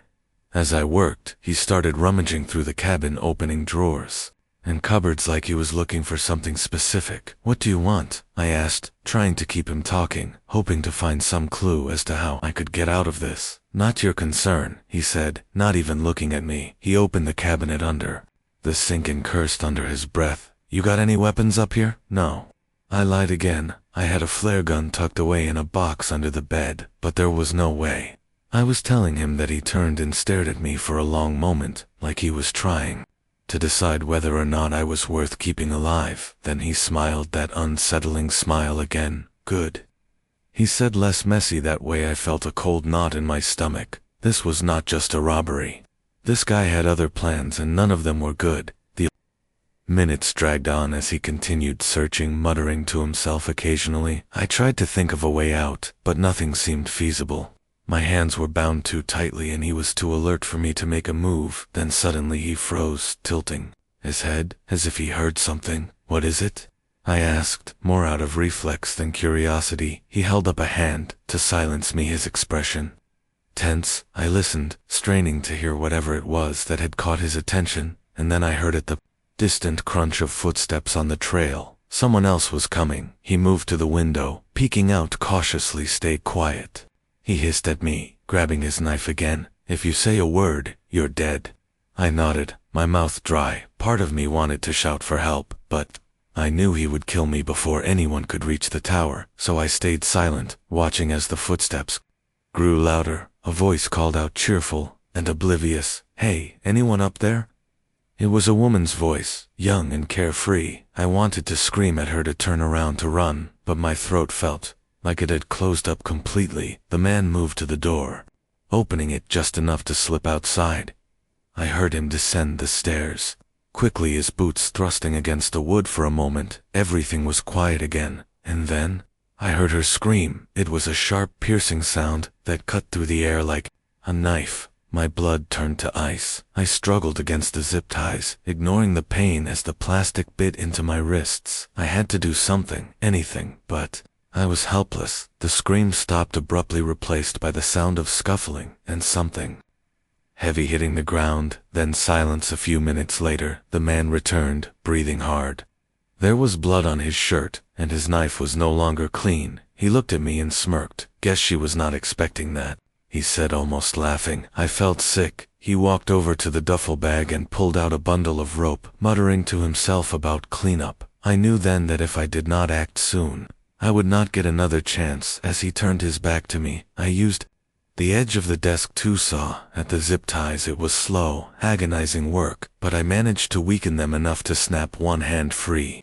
I kept my movements subtle, waiting for the right moment. He bent down to pick up the duffel bag, his knife resting on the edge of the table. It was now or never. I lunged, grabbing the knife and slashing at him. Instinctively he yelled more out of surprise than pain, and stumbled back. I did not stop to think. I ran for the door, the knife still in my hand. He was right behind me, cursing loudly. I barely made it down the stairs before he tackled me and we tumbled to the ground in a heap. We grappled, the knife slipping from my hand. He punched me hard in the stomach, knocking the wind out of me. I kicked wildly, managing to connect with his knee. He howled in pain, giving me just enough time to scramble to my feet. I ran, adrenaline fueling me. As I sprinted down the trail behind me, I could hear him cursing and crashing through the underbrush. I knew the forest well, but in my panic, everything looked unfamiliar. I stumbled over roots and rocks, my breath coming in ragged gasps. Finally, I saw a ranger's cabin about half a mile away. It was old and probably abandoned, but it was my only hope. I barreled through the door, slamming it shut behind me and locking it with trembling hands. The cabin was dark and musty, with broken furniture and cobwebs in every corner. I grabbed a rusted fire poker from the fireplace and positioned myself near the door, listening for any sign of him. Minutes passed like hours. Then I heard him outside, his footsteps, slow and deliberate. "You cannot hide forever," he called out, his voice taunting. "Come on, let us end this." I gripped the fire poker tightly, my knuckles white. The door rattled as he tried the handle, then went still. I held my breath, waiting. Suddenly, he kicked the door and the force splintering the wood. I swung the fire poker with all my strength, catching him across the shoulder. He staggered, but did not fall, lunging at me with a growl. We struggled the small space, making it hard to maneuver. He was strong, but desperation gave me an edge. Finally, I managed to shove him hard enough that he tripped over a broken chair and hit his head on the edge of the fireplace. He went down, not moving. I stared at him, gasping for air, unsure if he was unconscious or dead. Blood pooled around his head, and I knew I had to get out of there. I ran outside and kept running until I reached a park ranger's truck parked near the main trail. When the rangers arrived, they had found the woman's body and arrested the man. Turns out he had been wanted for multiple murders across 3 states. His name was Dwayne Carroll, a former paramedic turned killer, using his skills to torture victims before finishing them off. The duffel bag had surgical tools and plastic sheeting inside. The tower was decommissioned after that, and I never went back. Nut job. Probably wondered why I stopped showing up. The last thing I expected when I moved to the outskirts of Crescent, Arkansas, in 2003, was trouble. I picked the town because it had all the hallmarks of a good place to live off. The grid-thick woods, few neighbors, and a population that minded their own business. My name is Nolan Hargrave, and after a messy divorce and losing half of my savings, I was determined to start fresh. I built my own cabin about 2 miles off an old logging road, grew some vegetables, and traded odd jobs for whatever else I needed. Life was finally simple, or so I thought. It started with little things, strange noises at night, footprints in the dirt outside my cabin, things being moved around when I knew I had left them in a particular spot. I chalked it up to raccoons, or maybe some other critters sniffing around, even though the prints were a bit large for that at the time. I did not own a gun, mostly because I figured my biggest threat would be boredom. Not bears or burglars, but Crescent was small, and folks talked. A couple of people went missing within a few months of me moving there, but no one seemed particularly concerned. People wander off sometimes. I heard more than once at the feed store. Not my problem, I thought, but I was wrong. One night in June, I was sitting on my porch, enjoying the cool breeze. It had been a humid day, and even out here the bugs were relentless. I had just about finished my beer when I noticed something, a smell. It was faint at first, like wet dirt and rotting meat. It reminded me of the time my uncle's dog dragged home a deer carcass. When I was a kid, I scanned the tree line, but it was dark, and my flashlight barely pierced the blackness. I decided it was probably an animal, and headed inside. Around midnight, I woke up to the sound of something banging on the side of the cabin. It was loud enough to shake the walls. At first I thought it might be a storm, but when I got up and peered out the window, the sky was clear, the banging stopped, and for a moment, everything was silent. Then I heard a low, heavy thud followed by another. It sounded like something was walking around my property. Something big. I froze, trying to make sense of it. The thud circled the cabin, slow and deliberate. I grabbed the closest thing I had to a weapon, a rusty crowbar I kept by the door, and waited. The sound stopped abruptly, and I heard the distinct creak of my porch steps. I held my breath. The cabin door rattled as if someone was testing the handle. I stood there, crowbar in hand, every muscle in my body tense. The door rattled again, harder this time, and then silence. It felt like hours before I finally mustered the courage to open the door. Nothing, no sign of anyone or anything, but that smell was back stronger than before. The next day I walked the property looking for signs of whatever had been there. I found broken branches, more footprints and blood. It was smeared across a tree trunk about 50 yards from the cabin, dark and sticky. There were tufts of fur scattered around, but I could not tell what kind of animal it came from. I figured it might be a coyote or something. Whatever it was big, and it was close that evening. I decided to hike into town. I needed supplies, but more than that, I wanted to talk to someone. I stopped by the diner and struck up a conversation with an old-timer named Elroy, who seemed to know everyone and everything about Crescent. I mentioned the noises and the footprints, hoping he'd have an explanation. Instead, he just stared at me, his weathered face unreadable. "Best keep to yourself out there," he finally said. "This isn't the kind of place you go looking for answers." That was it. No elaboration, just a warning. I left feeling uneasy. When I got back to the cabin, it was nearly dark. I noticed something odd right away. My garden, which had been growing nicely despite the summer heat, was completely trampled. The squash, the tomatoes, all of it flattened, and in the middle of the mess there was a hole. It was about 3 feet wide and at least 5 feet deep. As if something had been digging. I stood there, staring at it, trying to process what I was seeing. That was when I heard the noise again, the same banging, only this time it was louder and more frantic. I ran back to the cabin and locked the door. Whatever was out there was not just curious anymore. It was trying to get in. The banging moved around the house, first on the walls, then on the windows. I shouted, hoping to scare it off, but it only made the noise more erratic. Then, for the first time, I saw it. It was standing in the terrain, partially hidden by the shadows, but the moonlight caught enough of it for me to make out its shape. It was tall, at least 7 feet, with long limbs and a hunched posture. Its body was covered in something that looked like matted fur, and its movements were jerky, almost insect-like. The closest thing I can compare it to is a massive, malformed sloth. But even that does not do it justice. It was like someone had taken pieces of different animals and stitched them together. The creature let out a sound, a deep rasping noise that made my chest tighten. It stepped closer, and I could see its breath in the cool night air. I panicked without thinking. I grabbed a lantern and threw it at the thing. The glass shattered, and the flames caught on the dry grass. The fire spread quickly, and the creature backed away, disappearing into the woods. I spent the rest of the night in my truck parked at the edge of the property. When morning came, I went back to the cabin to assess the damage. The fire had burned out before it could reach the trees, but the garden was a lost cause. More than that, though, I felt violated. Whatever that thing was, it was not done with me. Over the next few days, I started noticing more signs, scratches on the walls, more holes in the ground, and once I found a dead raccoon on my porch. Its body was torn open, but not eaten, as if it had been left there on purpose. I tried calling the sheriff, but all I got was a bored deputy who said he'd look into it, and never did. I considered leaving, but part of me did not want to give up. This was my land, my home. I had worked too hard to let some freak of nature scare me away. That decision nearly cost me my life. It was a week later when things came to a head. I was inside fixing a leaky pipe when I heard the sound again. This time it was not just banging.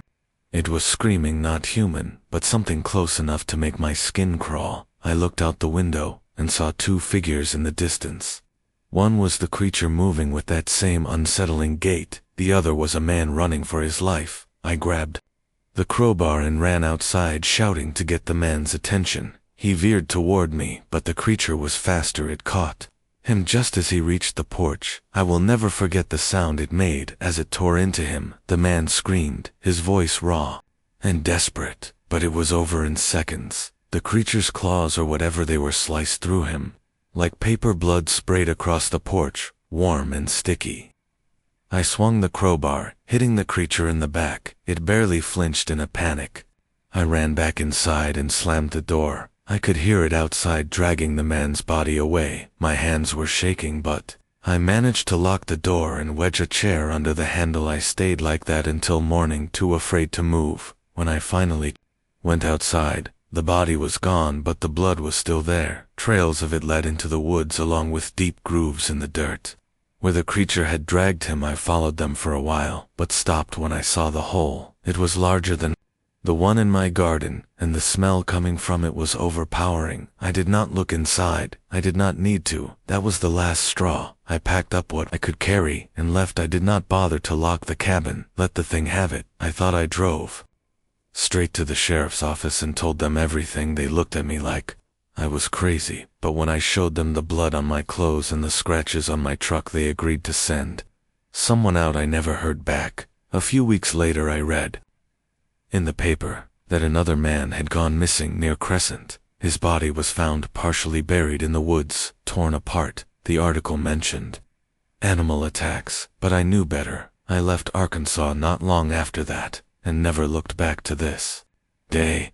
I do not know what that creature was, or why it targeted me. Maybe it was territorial, or maybe it was just hungry. All I know is that it is still out there, and if you ever find yourself near Crescent, Arkansas, you might want to think twice about staying too long. Whatever it is not afraid of fire, and it is not afraid of us. It started with a hitch, a torn bootlace. Of all things, you would not think something so trivial could disrupt a plan, but it did. The year was 1998, and I had agreed to join an old Army buddy, Tucker, on a remote survey expedition in Montana's Bob Marshall Wilderness.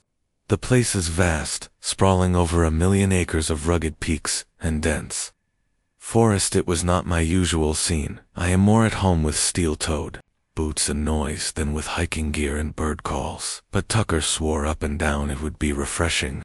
My name is Russell Gant. I had left the military 3 years earlier and was trying to find my footing as a contractor for search and rescue operations. It was freelance work, often underpaid, and required more patience than I had, but it kept me busy. Tucker's offer came with the promise of decent pay, so I bit. By late afternoon, we were deep into the wilderness, far beyond the reach of cell towers or weekend hikers. The air was crisp, the kind that reminds you how small you are in the world. Tucker, always the optimist, was chatting about the types of trees around us. He had a habit of diving into random topics with enthusiasm, even if his audience was half listening. We were charting an old trail, one that had not seen maintenance in years. The Forest Service wanted data for a proposed project, but I got the sense Tucker had other motives for dragging me along. He seemed jittery, glancing over his shoulder more than usual. When I asked him what was up, he waved it off, just keeping an eye out for wildlife. Mountain lions love these trails. That sounded plausible, but his tone was off. Tucker was not the kind of guy who spooked easily. I filed it away and kept walking, my boots crunching against the pine needles. By nightfall, we had covered about 10 miles and decided to set up camp near a small clearing. It was a decent spot, shielded on one side by a rock outcrop and open enough to see the stars. We ate in silence, and Tucker spent a good 10 minutes fumbling with the firewood. I teased him about it, and he responded with a forced laugh that did not quite reach his eyes. It was around midnight when the first scream broke the stillness. Sharp, high-pitched, and unmistakably human. I bolted upright, grabbing my flashlight and knife. Tucker was already out of his tent, his face pale. "Did you hear that?" he asked. His voice was tight, like he was forcing himself to stay calm. Yeah, I said, scanning the trees. Which direction? North, I think. We moved quickly, heading toward the sound. The terrain was uneven, and the dense canopy overhead made the flashlight beam seemed weaker than it was. After about 15 minutes, we came across a clearing. It was a massacre. A man, probably in his 40s, lay sprawled on the ground, his throat torn open. Blood soaked the dirt beneath him, pooling around his head. His left arm was mangled, almost as if something had gnawed on it. A few feet away, a second figure was slumped against a tree, her torso riddled with deep gashes. She was still clutching a broken branch, as if she'd tried to fight off whatever had attacked them. Oh God, Tucker whispered, taking a step back. He looked like he might be sick. Stay sharp, I said. Whatever did this might still be around. I crouched near the bodies, inspecting the wounds. They were not clean cuts, like you would expect from a knife, or even a bear claw. They were jagged, irregular. It reminded me of the aftermath of improvised traps I would see during my deployments. I glanced at Tucker. You sure we're alone out here? He hesitated. That was enough of an answer. What are you not telling me, Russ? He trailed off, his gaze fixed on something behind me before I could turn. I felt the hair on my neck stand up. There was a rustling followed by a low thud. I whipped around my flashlight, catching movement in the underbrush. At first I thought it was a bear, but as the figure stepped into the light, my stomach dropped. It stood on two legs, hunched slightly forward. Its limbs were disproportionately long, ending in hands that were almost human, but tipped with thick curved claws. The torso was broad, covered in wiry fur that clung to its frame like a wet pelt. The head, I struggled to process it, a grotesque mix of wolf and something else. Its snout elongated but twisted, almost as if nature had tried to make it human and failed halfway. Through it locked onto us, tilting its head in a way that felt too deliberate, too calculated. My brain screamed predator, but there was an intelligence in its posture that set it apart from any animal I had ever seen. Tucker swore under his breath. We need to move. The creature lunged forward, closing the distance faster than I thought possible. I pushed Tucker aside and I swung my knife in a wide arc. It connected, slicing into the creature's shoulder. It barely flinched. Instead, it let out a sharp guttural snarl and swiped at me. Its claws ran across my forearm, tearing through the fabric of my jacket and leaving a burning sting. Run, I barked, shoving Tucker toward the trees. We sprinted blindly, adrenaline overriding any sense of direction. The creature's footsteps were heavy and uneven, echoing off the trees like a twisted drum beat. At one point, Tucker tripped, and I had to haul him back to his feet. The delay cost us. I could feel the creature's breath on my neck, hot and rancid. We burst into another clearing and found ourselves at the edge of a steep ravine. The drop was at least 50 feet, with jagged rocks waiting below. Behind us, the creature's silhouette loomed in the moonlight. Tucker grabbed a fallen branch and held it out like a spear. Stay back, he shouted, his voice cracking. The creature did not stay back. It moved forward, slow and deliberate. As if savoring the moment, Tucker jabbed the branch toward it, and it responded by swatting the makeshift weapon aside like it was nothing. Then it lunged, tackling him to the ground. I scrambled for my knife, gripping it tightly as I charged at the creature it was focused on. Tucker, its claws tearing into his chest. I drove the blade into its side, twisting hard this time. It reacted, letting out a sound that was somewhere between a howl and a scream. It turned its attention to me, its jaws snapping inches from my face. Tucker used the distraction to push it off him, and we both scrambled to our feet. His shirt was soaked with blood, but he was still standing. I grabbed his arm and pulled him toward the ravine. We have to jump, I said, already bracing myself for the impact. Are you insane? Do you have a better idea? The creature lunged again, and we had no choice. We leaped into the void, the wind rushing past us in a deafening roar. The landing was brutal. I hit the rocks feet first, pain shooting up my legs. As I crumpled to the ground, Tucker landed a few feet away, groaning in agony. For a moment, everything was still. Then I heard it, the sound of rocks shifting above us. The creature had not given up. It was climbing down, its claws digging into the rocky surface with an ease that defied logic. Move, I urged, dragging Tucker to his feet. We stumbled through the ravine every step, a battle against the terrain and our injuries. The creature was gaining on us, its silhouette growing larger with each passing second. My mind raced, searching for anything that could give us an edge. That was when I saw it. An old rusted bear trap, half buried in the dirt. It must have been there for decades, forgotten by whoever had set it. I grabbed a stick and pried it open, my hands shaking from the effort. "Keep it busy," I told Tucker, who looked at me like I had lost my mind. He nodded reluctantly, picking up a rock and hurling it at the creature. It struck the thing's shoulder, earning a brief pause in its advance. That was all the time I needed. I set the trap in the creature's path and stepped back, pulling Tucker with me. The creature charged, its focus entirely on us. It did not see the trap until it was too late. The iron jaws snapped shut around its leg, eliciting another scream. It thrashed violently, the chain anchoring the trap to the ground, barely holding. "Let's go," I said, dragging Tucker away. We did not stop until we reached a ranger station miles away. By the time we got there, Tucker was barely conscious, his breathing shallow. The rangers called for medical help and tried to make sense of our story. I gave them the location of the attack, insisting they send a team to investigate. 2 days later, I got a call. They had found the clearing, the bodies, and the bear trap, but the creature was gone. In its place, they found a severed leg, still caught in the trap. It was unlike anything they had seen before. The bone structure all wrong, the fur too coarse to belong to any known animal. I do not know what it was or where it came from, but I know this: it was hunting, and it had no intention of stopping.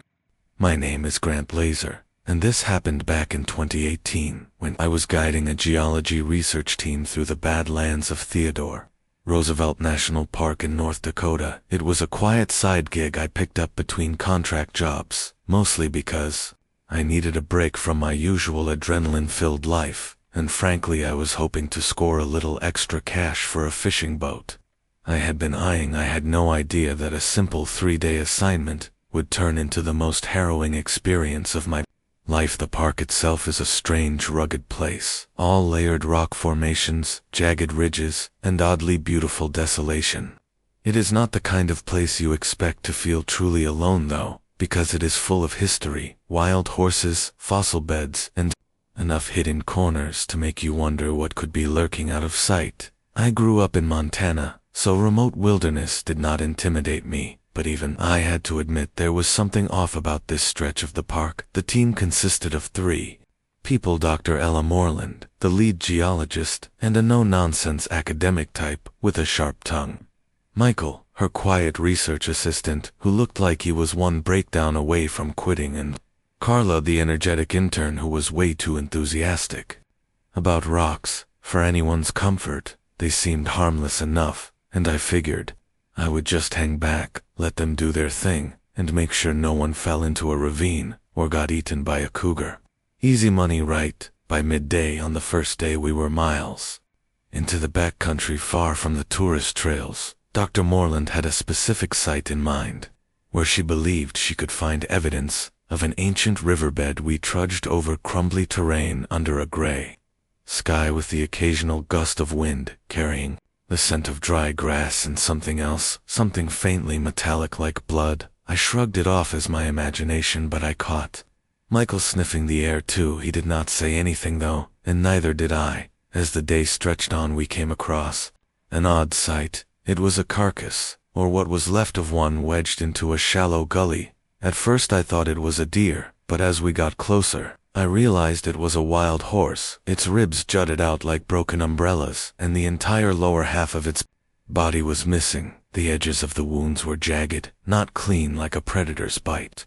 Dr. Moreland tried to wave it off as scavenger activity, but her voice wavered when she said it, and Carla's enthusiasm dimmed for the first time all day. Michael muttered something about how coyotes could not have done this. He was right, but again I kept my mouth shut. By the time we set up camp that evening, the mood was tense. The research team had their heads buried in maps and sample notes while I checked our perimeter and made a fire.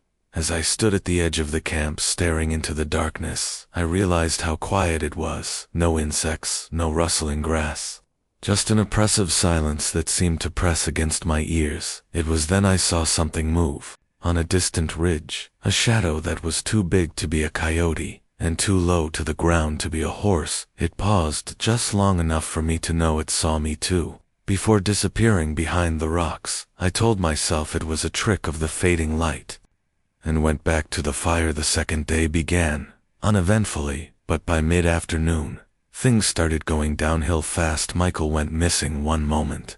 He was tagging along behind Carla, helping her catalog some rock samples, and the next he was gone. There was no scream, no sound of struggle, just gone. We searched the area, calling his name until our voices were, but there was no sign of him, not even a footprint leading away from the site. Panic set in quickly. Dr. Moreland insisted we head back to the main trail and contact the park rangers, but I could tell she was in denial. Michael was not just lost, something had taken him, and as much as I wanted to keep the group calm, I knew we were in serious trouble. The wind had picked up again, carrying that metallic scent stronger than before, and I could not shake the feeling that we were being watched. As night fell, we fortified our camp as best as we could. Dr. Moreland wanted to keep the fire burning bright, but I convinced her to let it die down too. Ember's bright light makes you a target, I told her.